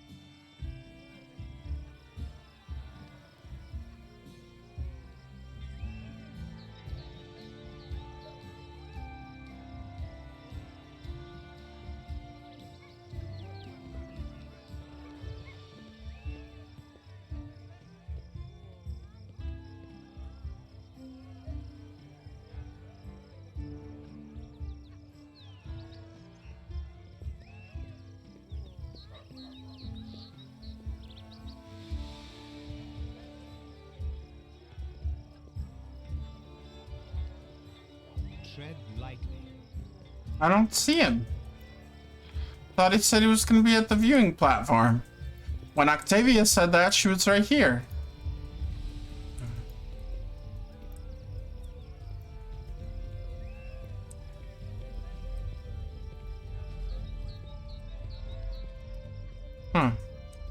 Alright, well, I'm gonna take a quick break.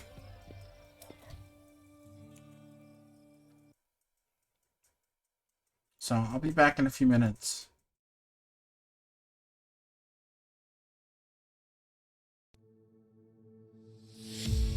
Here we are, a million stars floating over our heads.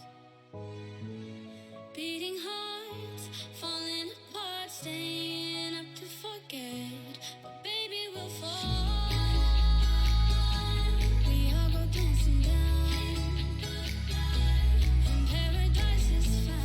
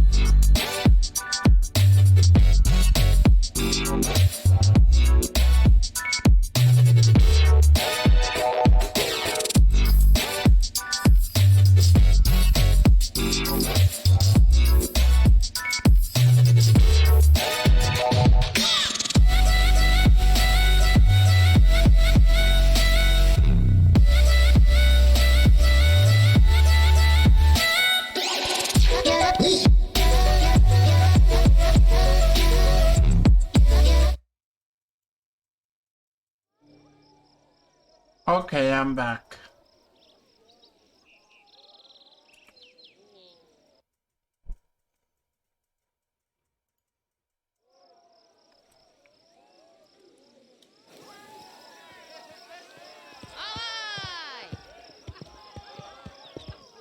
Yeah, I don't see Tristian. Um...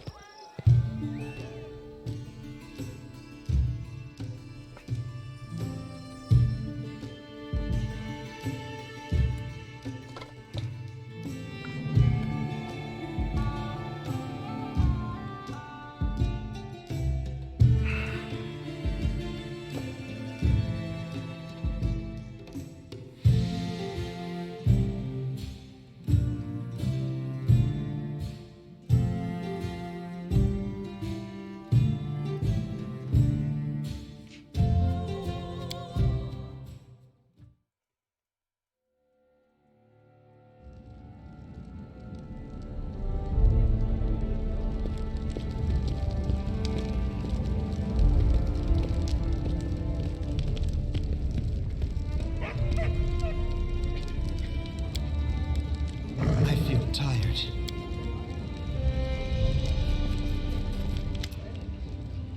Lindsay's eyes glitter and her nostrils flare with rage, but for some reason she speaks in a whisper.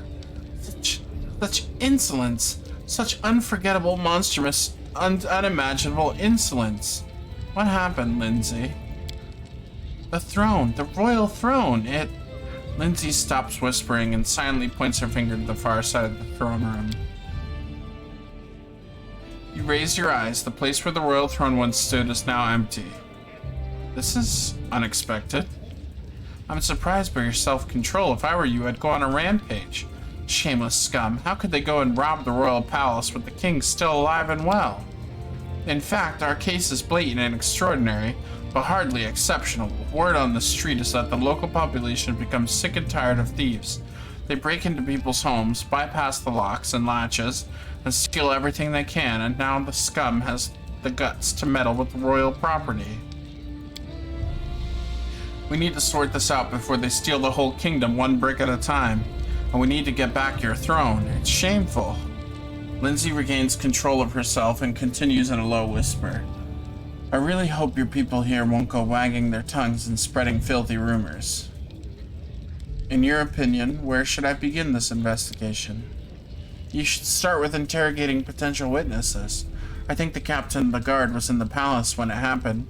He was the one who discovered the throne was missing, at least. Then you should go to the city. I heard the smith was robbed recently, too. Maybe he can give you some clues. Also, if I were you, I'd talk to the trader. He might have some hints as to who may be selling stolen goods. Oh, and one more thing. Don't forget to visit the innkeeper. Who better to glean information from any troubled locals finding themselves in need of a shoulder to cry on? Oh, if I manage to catch this thief... Lindsay shakes her head. Whatever your upcoming plans were, retrieving the throne must be your top priority. I dread to think how loud our neighbors will laugh if they learn of this disgrace. What were my guards doing? Lindsay flings her arms up. Well, you weren't on the throne at the time it was stolen, right? And our guards are trained to guard people, not furniture. The bard gives you a faint smile. Sure, if the throne was stolen with you still sitting on it, things would be much worse. That's not much consolation, though. Time to get going.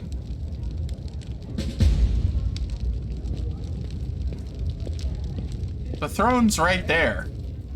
I don't know what they're talking about. Let us be careful.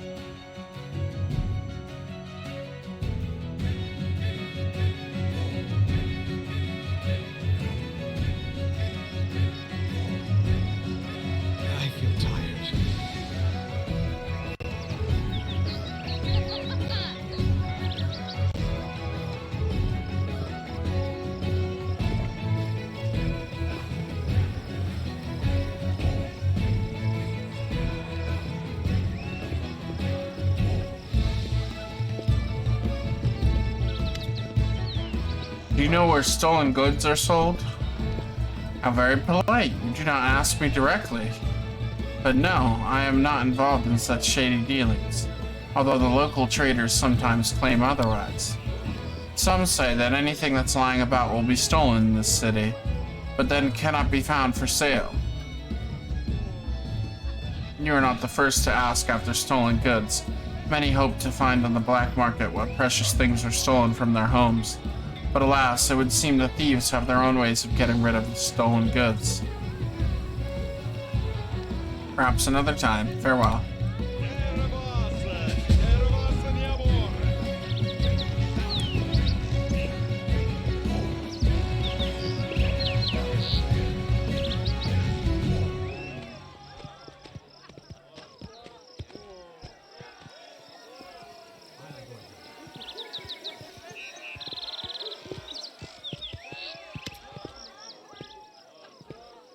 Have you heard about the thefts plaguing in the city? Heard? Your Highness, I myself am the victim of those thieves. Stole my tools right from under my very nose. I was in the backyard getting coal for the furnace, and I heard some noise out inside. I ran in, and the thief jumped right into the magic portal and vanished. I didn't even get a good look. I have to go. So long. All the best, Your Highness. Burdell saw a magic portal. The thief who robbed him escaped through it.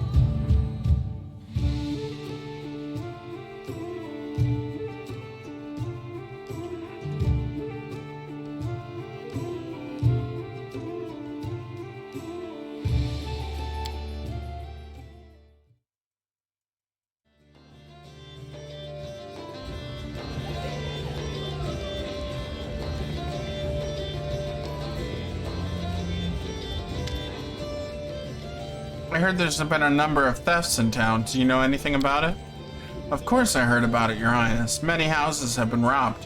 And here's what's strange. No picked locks, no broken windows. How do the scoundrels get inside, huh? Those thieves are real masters of getting into other people's houses, and they steal whatever they find. At one house, they stole the silverware, and another one, they left the money, but took the children's toys. Strange thieves. I should go. Come back soon, Your Highness. No one can treat you better than me.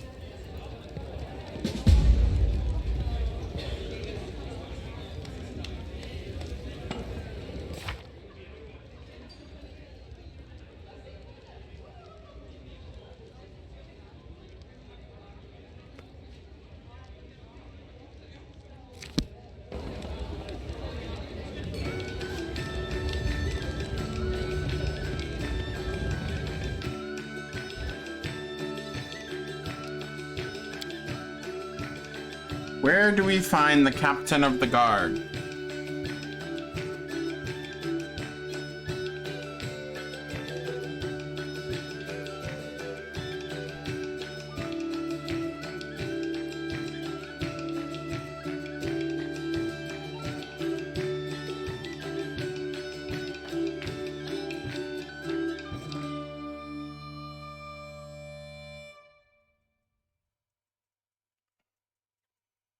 Oh, for he's a jolly good load screen, for he's a jolly good load screen. For he's a jolly good load screen that nobody can deny.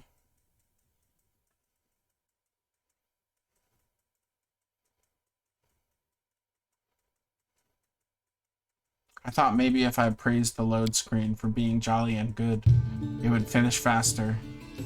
I was wrong.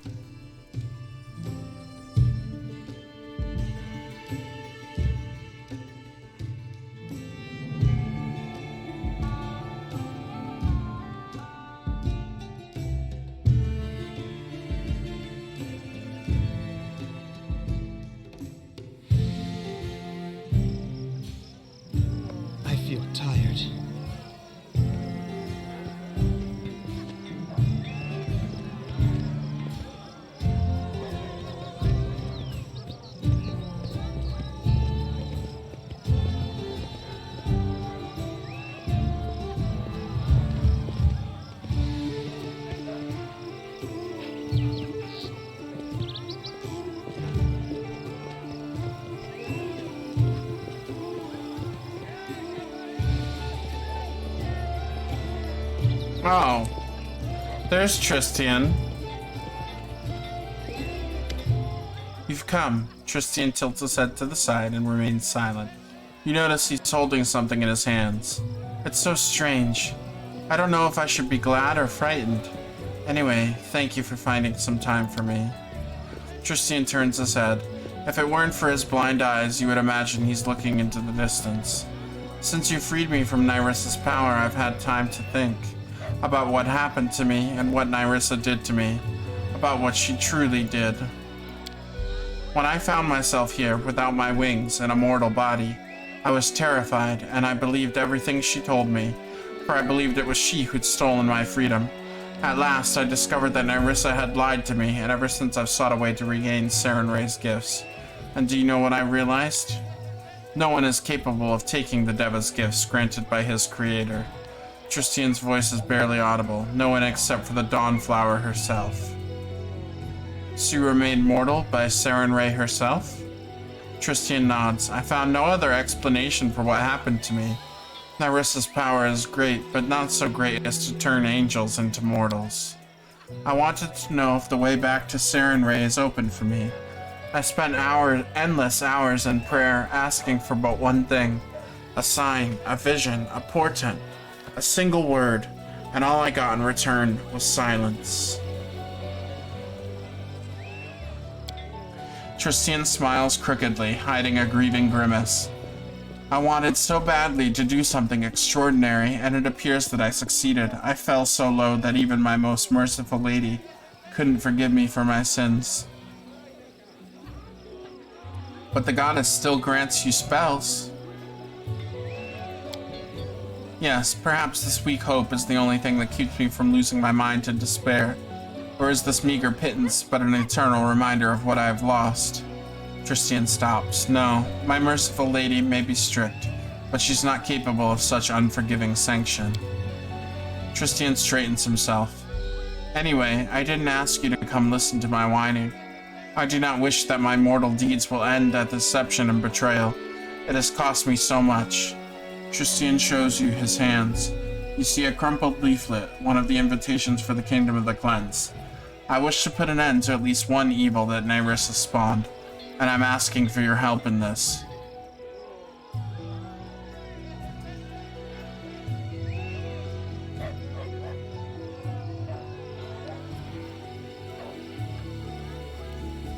Maybe you can finally tell me who this first faithful is, and what is the Kingdom of the Cleanse. I only know what I could overhear, or what Nyrissa boasted to me. The one called the First Faithful is the former priest of Aristil named Hrothgar. When the bloom came to his village, he lost his faith. Aristil didn't protect his congregation, and Hrothgar was stripped of his position. After this, he set off for the Temple of the Elk to pray to his god one last time, and if he didn't answer, to throw curses in the face of his idol.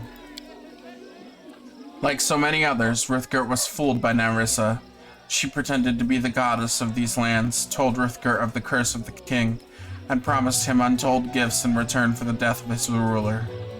It was she who invented the name of this new cult, devoted to herself, and made Hrothgar its high priest. She knew just how to flatter him in his moment of weakness and despair, and he, in his turn, did everything he could to draw his former congregation into this vile cult. His cleanse simply will not rest. It's strange, actually. The goddess who demanded your death was Nyrissa, and after the kingdom failed in its mission, she broke all ties with the First Faithful. Yet still his followers seek her death. Do they actually hope to return to her favor?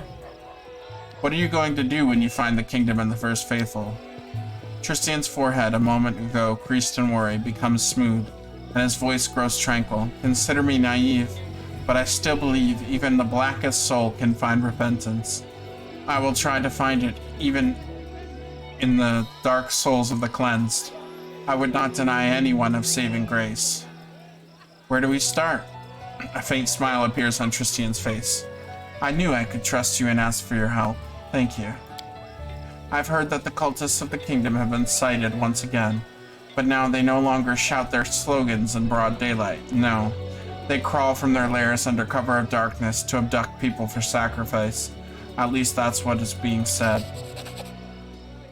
We should return to their temple without walls, where they once held their rituals. Of course, the first faithful is not so foolish as to return to the scene of his crimes, but perhaps another one of the cleansed has visited this meeting place, held rituals, remembered the past, gods know what else. If we're lucky, we might find something there.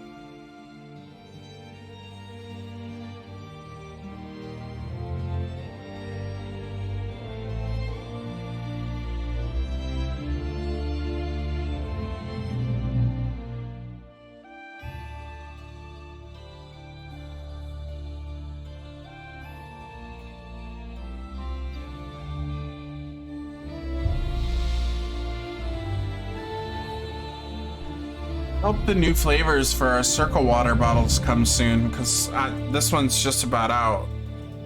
And I don't think we have any left.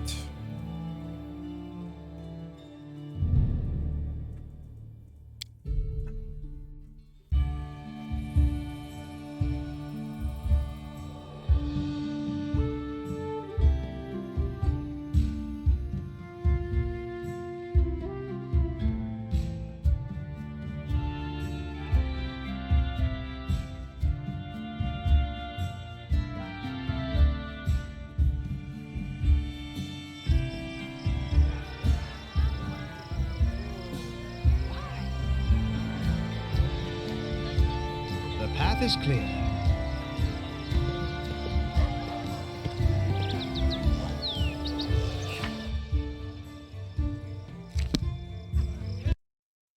One second, guys, I gotta Google something.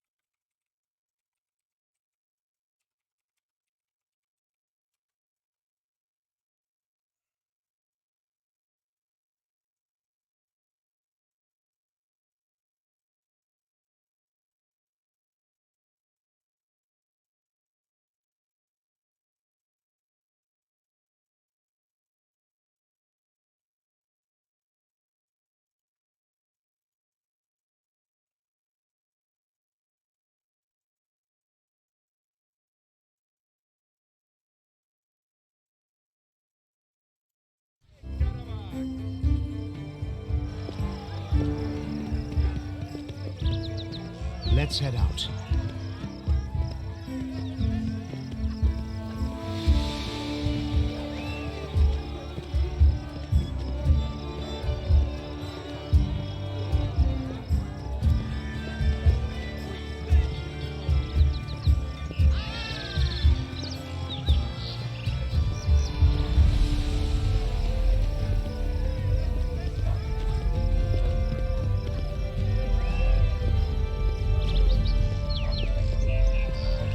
Tread lightly.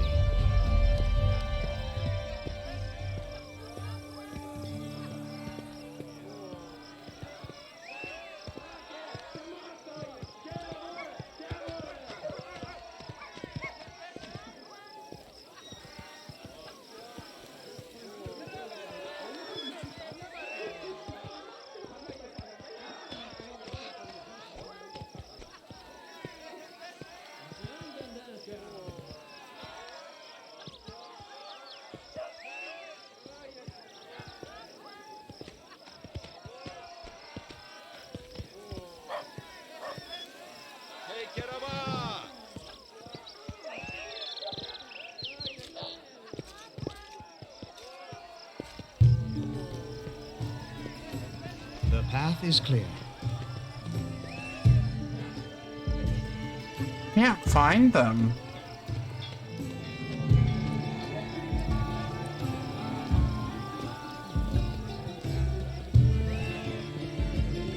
I'll go ahead.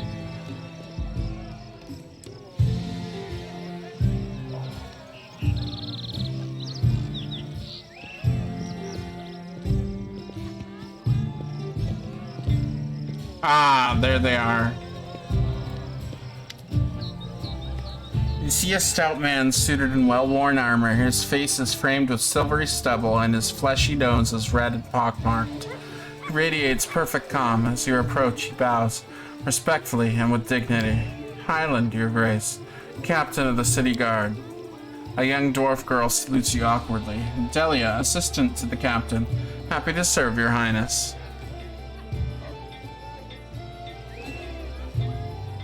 Lindsay said it was you who discovered that the throne was missing. Yes, your highness. He keeps silence for a moment and continues, obviously embarrassed. Actually, your highness, please don't think me a fool or a drunkard. As I walked to the throne room, at first I thought it was a vision, and I didn't think much of it. Well, I thought I saw your throne in the corridor, and it was running away. Not by itself, of course. I just couldn't see who was carrying it. Perhaps someone really tiny had got underneath it, and how they ran. It seemed the throne turned the corner by itself, but the sight was strange beyond belief. So I thought I was simply too tired and then started seeing things. A moment later, when I discovered it was really missing, I rushed after it, but it had vanished into thin air. Maybe it was, magic? Highland, do the guards have everything they need? There are significant munitions and supplies, your highness. The salary is fair. We've enough to buy toys for the kids and a jug of beer when the shift is done. Of course, the town is growing. It would be nice to expand the ranks, but we can manage that ourselves.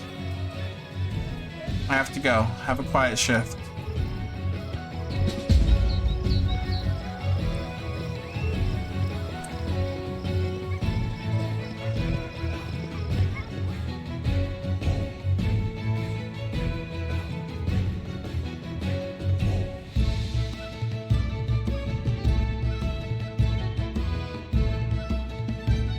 No, I think it's more likely to be a halfling or a gnome.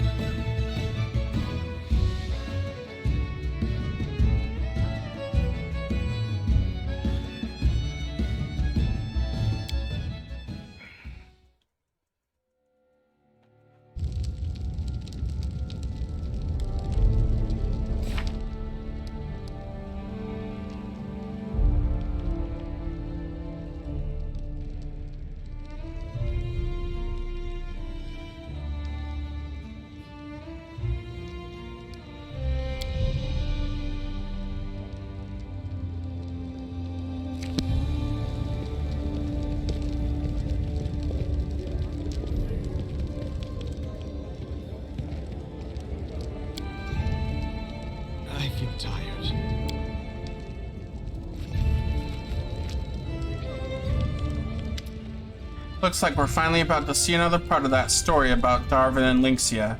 But this time, a peaceful solution seems an unlikely outcome.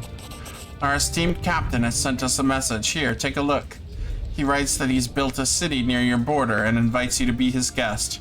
But this invitation has a foul smell, if you ask me. Lynxia is bound to be there too. I can bet that these two will be at each other's throat even before we show up. Lindsay suddenly realizes something. You won't be offended that I read your letter, right? It's just that the courier brought in an unsealed paper, so I just...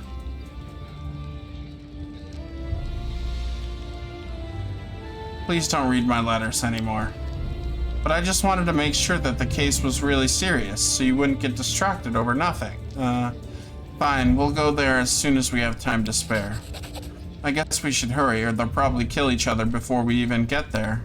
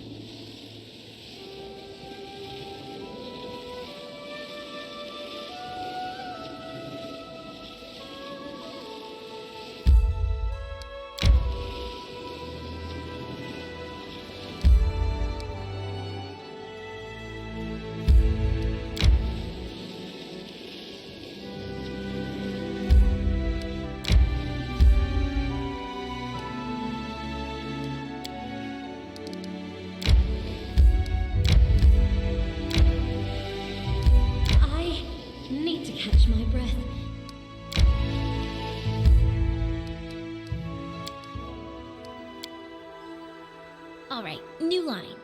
They walked without fear, hoisting shining steel above their heads. Steel? Above their heads? But why? Were they frightened of an aerial assault? Or were they using their blades to flash a signal?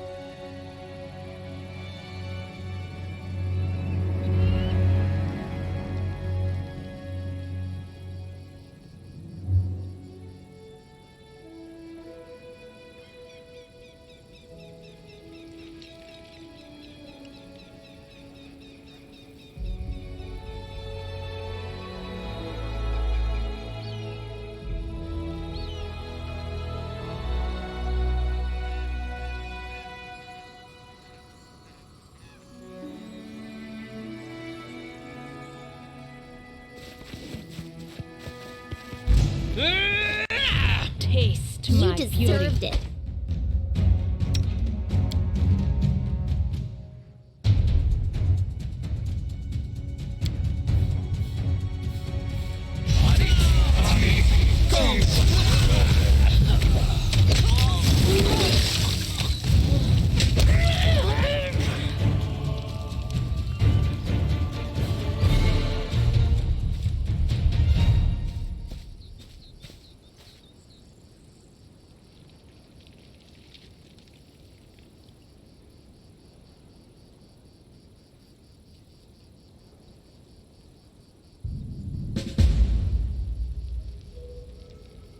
Let us be careful.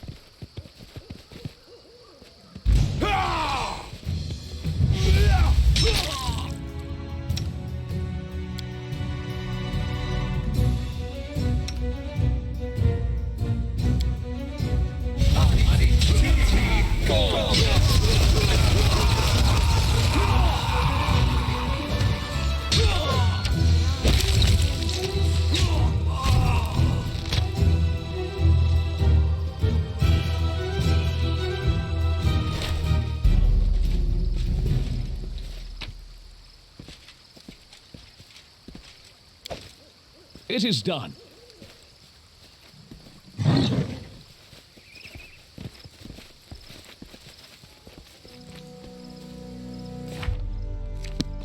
Our duty calls. Why is all my stuff unequipped?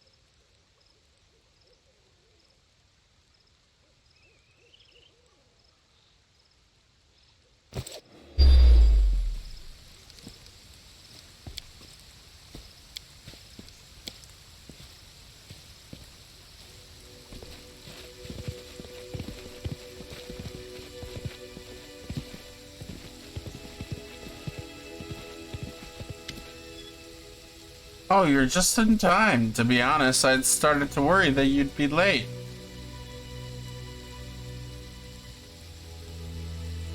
Couldn't delay the show any longer. The criminal has summoned the traitor for help. I shouldn't be surprised. Lynxia's lips tighten into a thin line. Then I'll just have to kill the both of you. Saves me time later. Stop now. I'll help you, Lynxia. Wait, what? No. Let's finish her off, Darvin. I've been waiting for this moment for so long. Coward, both of you are cowards and scum. Hell Knights, charge! Not afraid.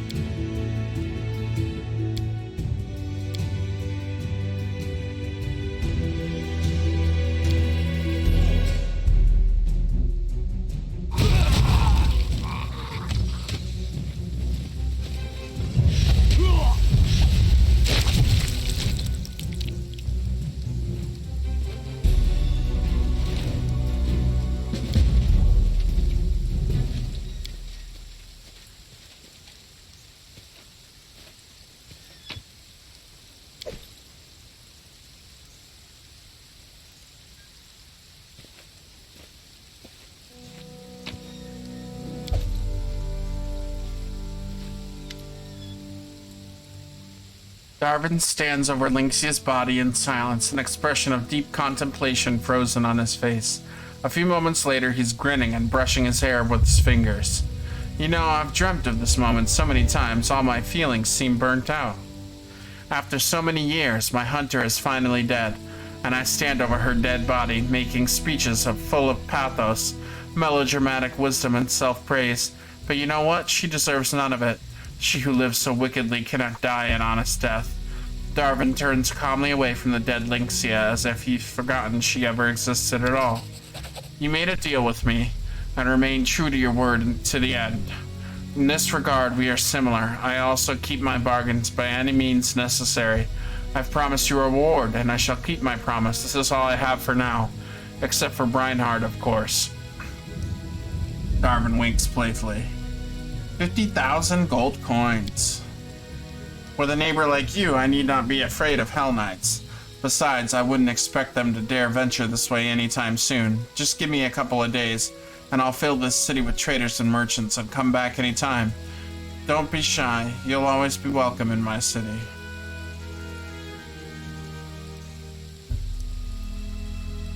I'm glad that I helped your dream come true. I'll most certainly be taking you, up on that invitation, and for now, farewell. Goodbye, Your Highness. Hope to see you again.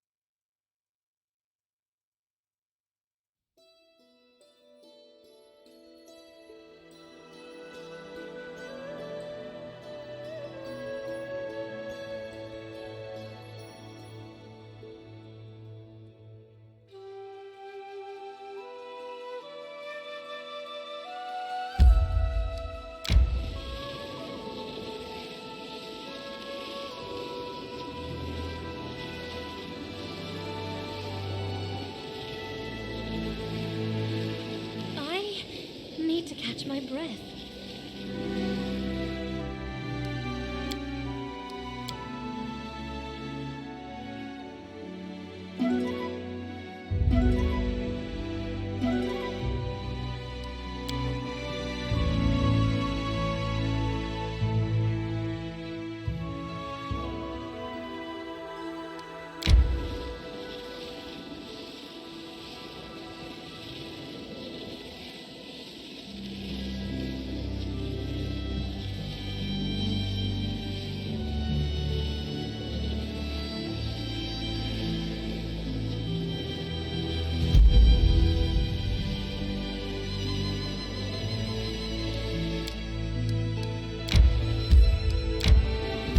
May we have a moment of respite?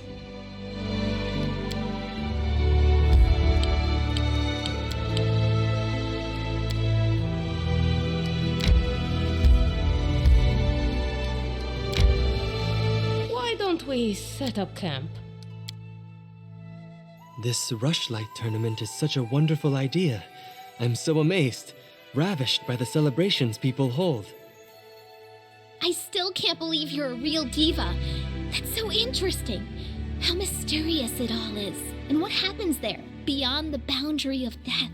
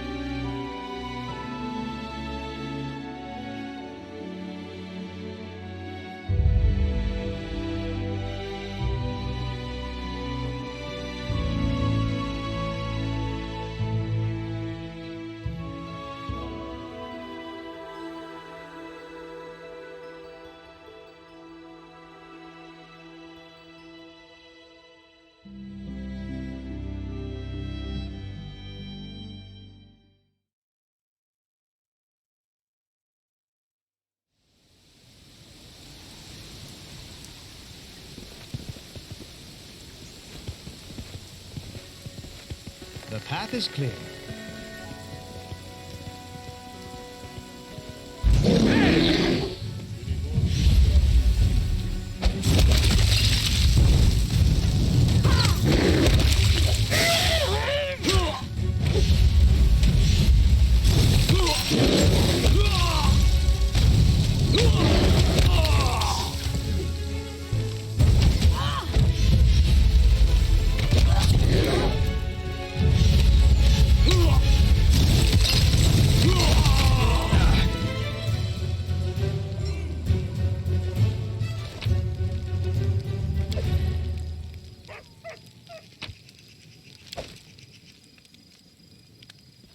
I see something.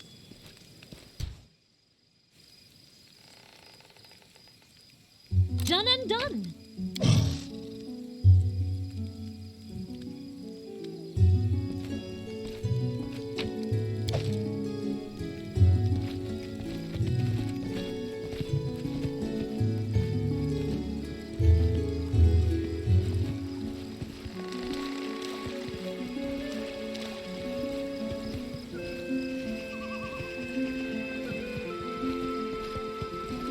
Charge!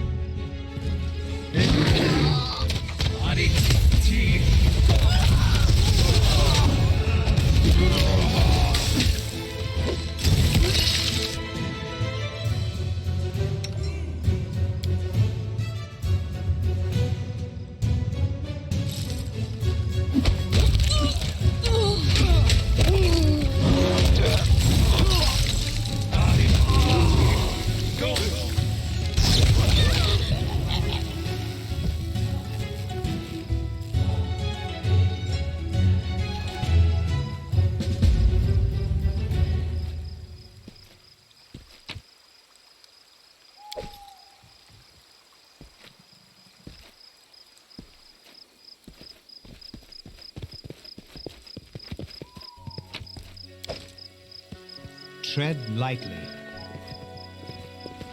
We cannot be defeated!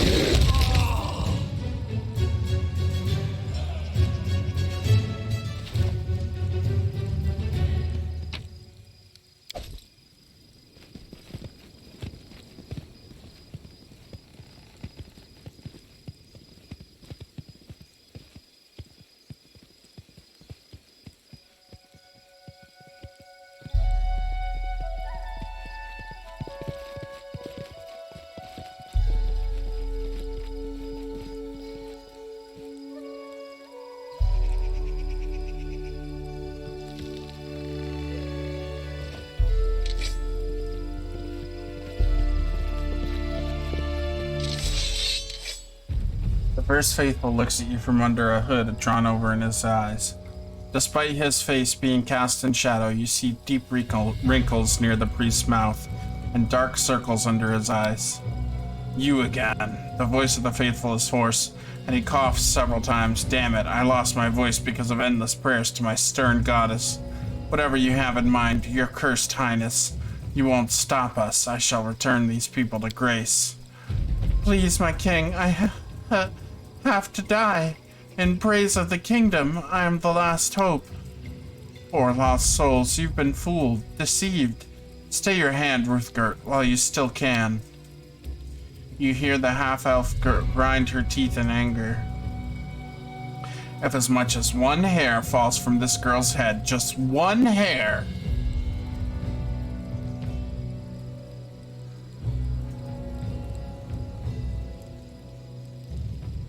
Stop, Ruthgert. Don't do something you can't undo. The priest bites his lip. You are wrong, my king. I know how to fix everything. I can return the grace of the goddess. I know what I'm doing. The knife in Ruthgert's hand starts to shake. My congregation is depending on me. I failed once to beg salvation from Aristil. Now I must beg it from the goddess. Enough, Ruthgert. It's only your pride and despair talking. The goddess will not return. She used the kingdom, then abandoned it to the mercy of fate, the same way she used and abandoned me. Put down the blade. Stop this madness. Ruthgert shifts his gaze from you to Tristian and back. You are so happy in your ignorance. Do you have any idea what it feels like to lose the grace of the deity you've served all your life? The priest closed his eyes and groaned softly. I'm so tired. One final sacrifice. Faithful, no. The faithful? We're doomed. The first faithful is dead. Run!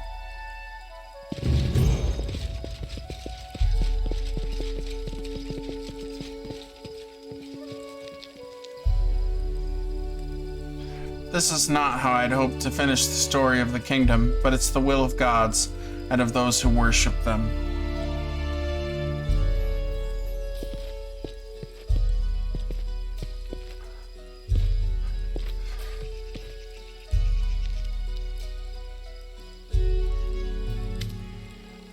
Tristian's face seems to emit a soft radiance, and his entire figure is enveloped in a vibrant, golden haze. He moves his lips as if speaking with someone. Lindsay opens her mouth with astonishment.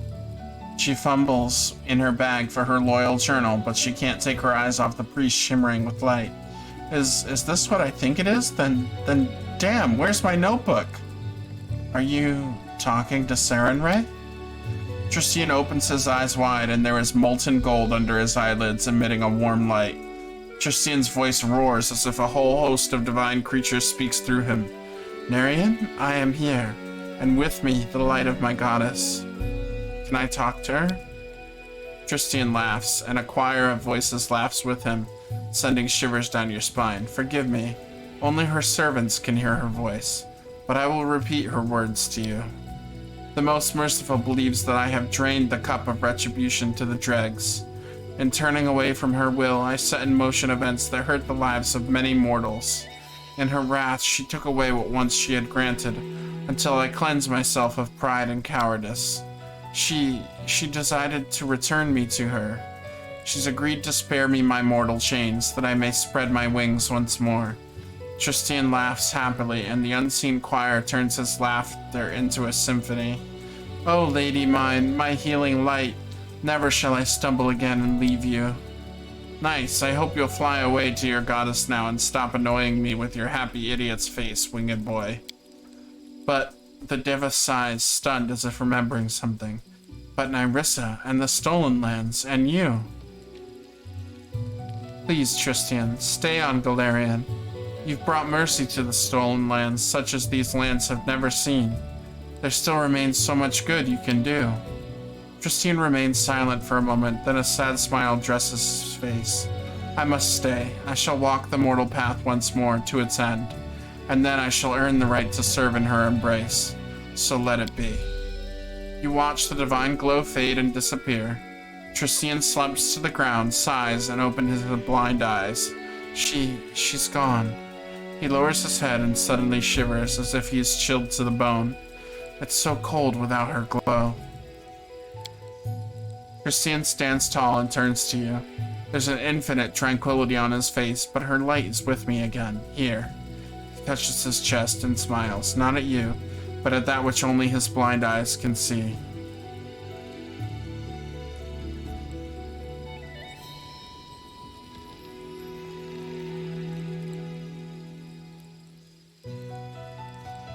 This is amazing. Saren Ray herself came to you and forgave you. It's beyond belief. Christian laughs. Truly spoken, Narian. We live in a time of miracles. If you don't mind, let us go home. We will have plenty of time to discuss what has happened.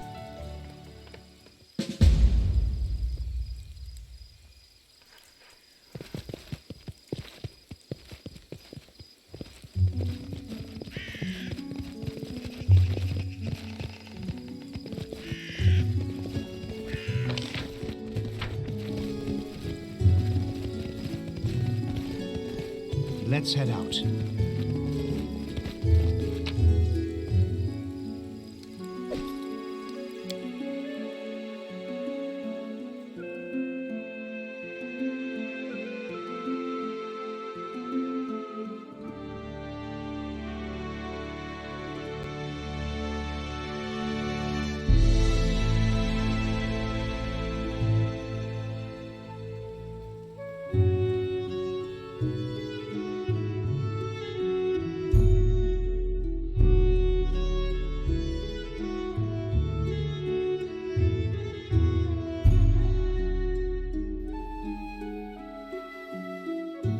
I might end the stream early today.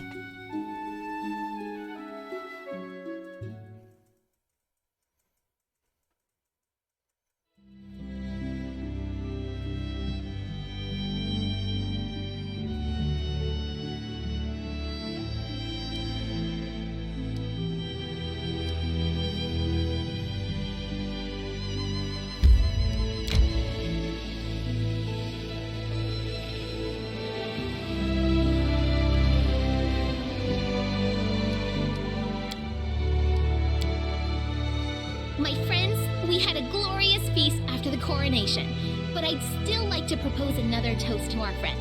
To you, our leader, may your kingdom stand for 1,000 years. To you. You deserve it.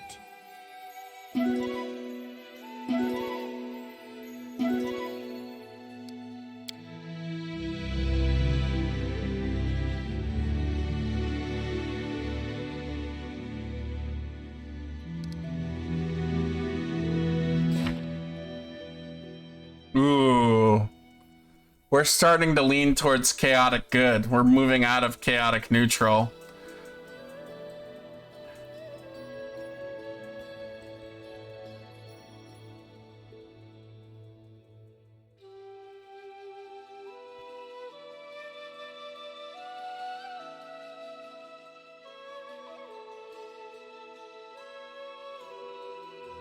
We're like right on the border, which that's funny because that's where I landed when I took the personality test online.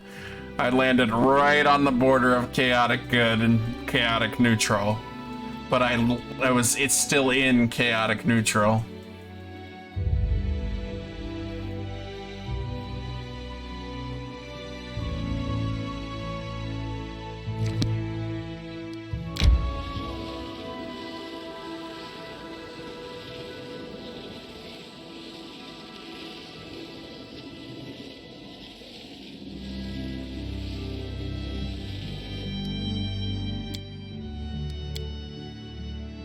How could you hide everything from us?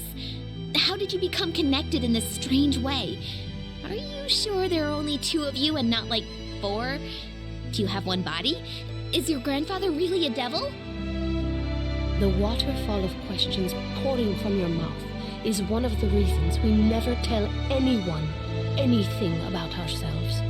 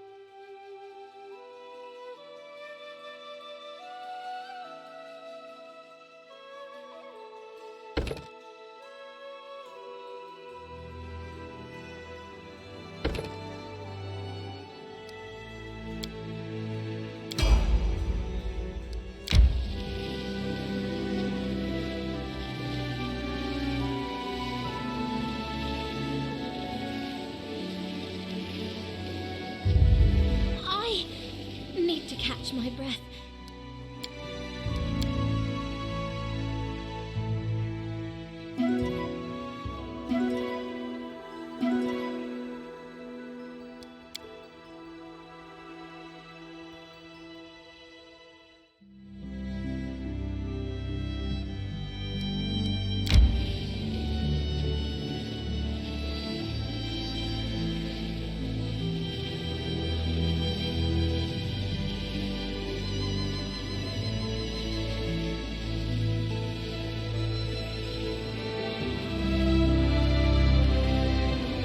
Resting would be nice, don't you think?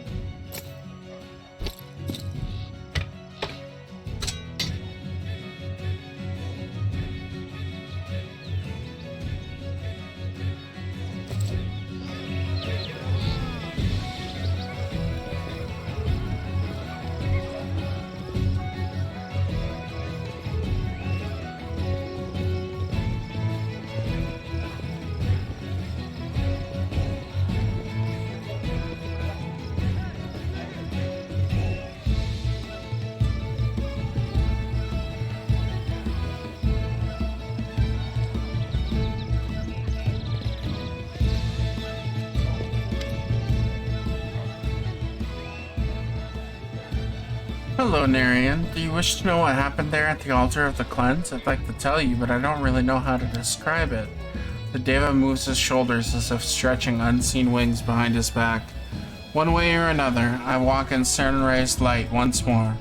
There may yet be many hardships ahead, but now I know divine bliss. I'd started to forget how soothing it feels. Tristian smiles almost humbly. When my master touched me with her divine radiance, I felt her love and pride. She feels I've learned much, living among the dwellers of Galarian. None of this would be possible were it not for you. I owe you my life and my salvation. Tristian pauses. I once told you that I'll stay by your side until I repay you for your kindness. Now I promise you I won't back down until Nyrissa is finished.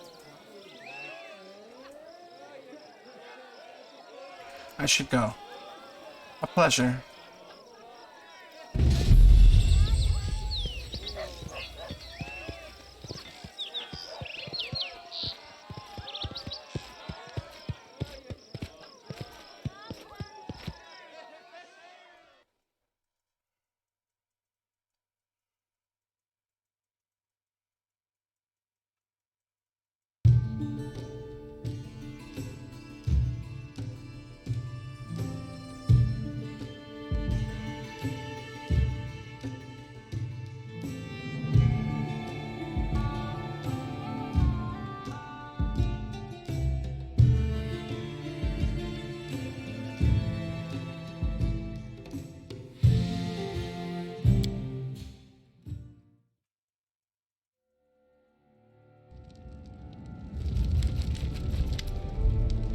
And then King Narian proudly said, "Your evil deeds end now, or is it better as we've uncovered your vile plan?" Lindsay's trying to write something on the go, but she interrupts herself and looks up. "Oh, Your Highness, we have unbelievably, terribly important news. We've managed to find out, discover, invent, well, here. He'll tell you." The storyteller waits patiently until Lindsay finishes her ardent speech. "I'll have to begin from afar to let you see what I saw with my blind eyes. Stolen lands are like a cradle in an abandoned house in which the wind swings like the skeleton of a child. No few newborn kingdoms have died here, just after taking their first breath. I have collected their stories, these precious stars that have been lost in the dust, and I began to notice some commonalities. It is like a pattern that repeats across different embroideries. The handwriting of the same author across all their stories. One word here, another hint there. False visions, references to a mysterious patroness, lover and mentor, tragic coincidences, strangely non-random. Peoples and countries were brought to destruction along different roads, but behind them there always stood the same ominous shadow.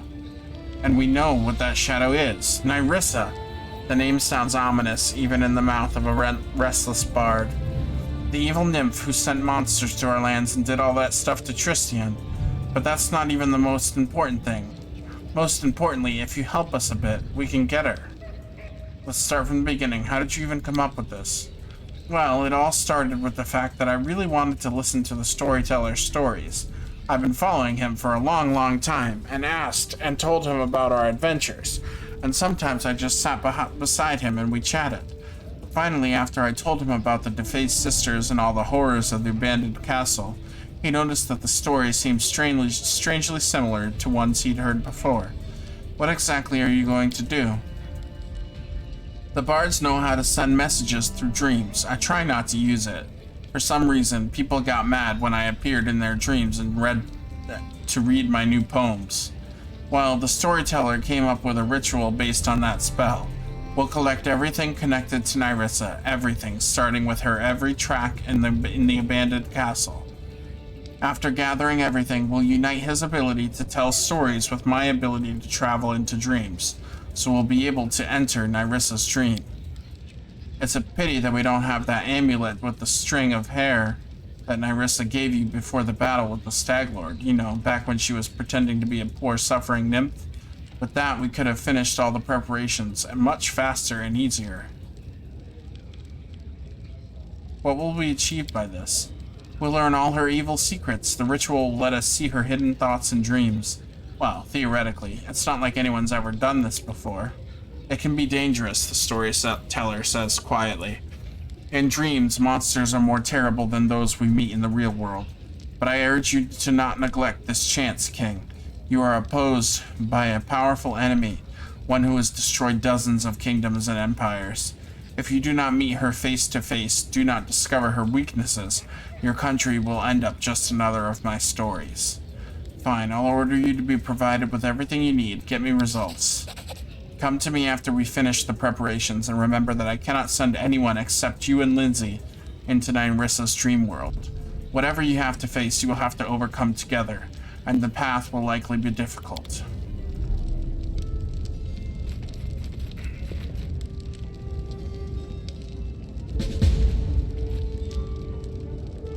I'll go ahead.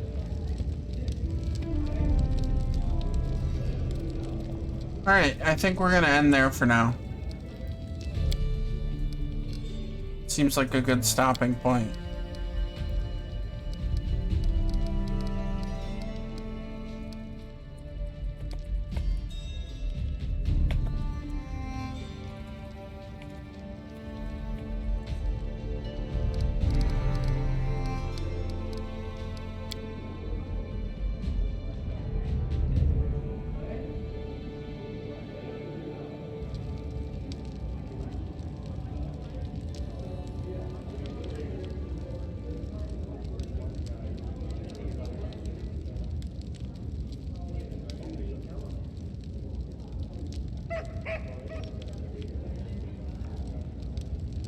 Thanks for watching, everybody, and if you enjoyed the stream, don't forget to follow.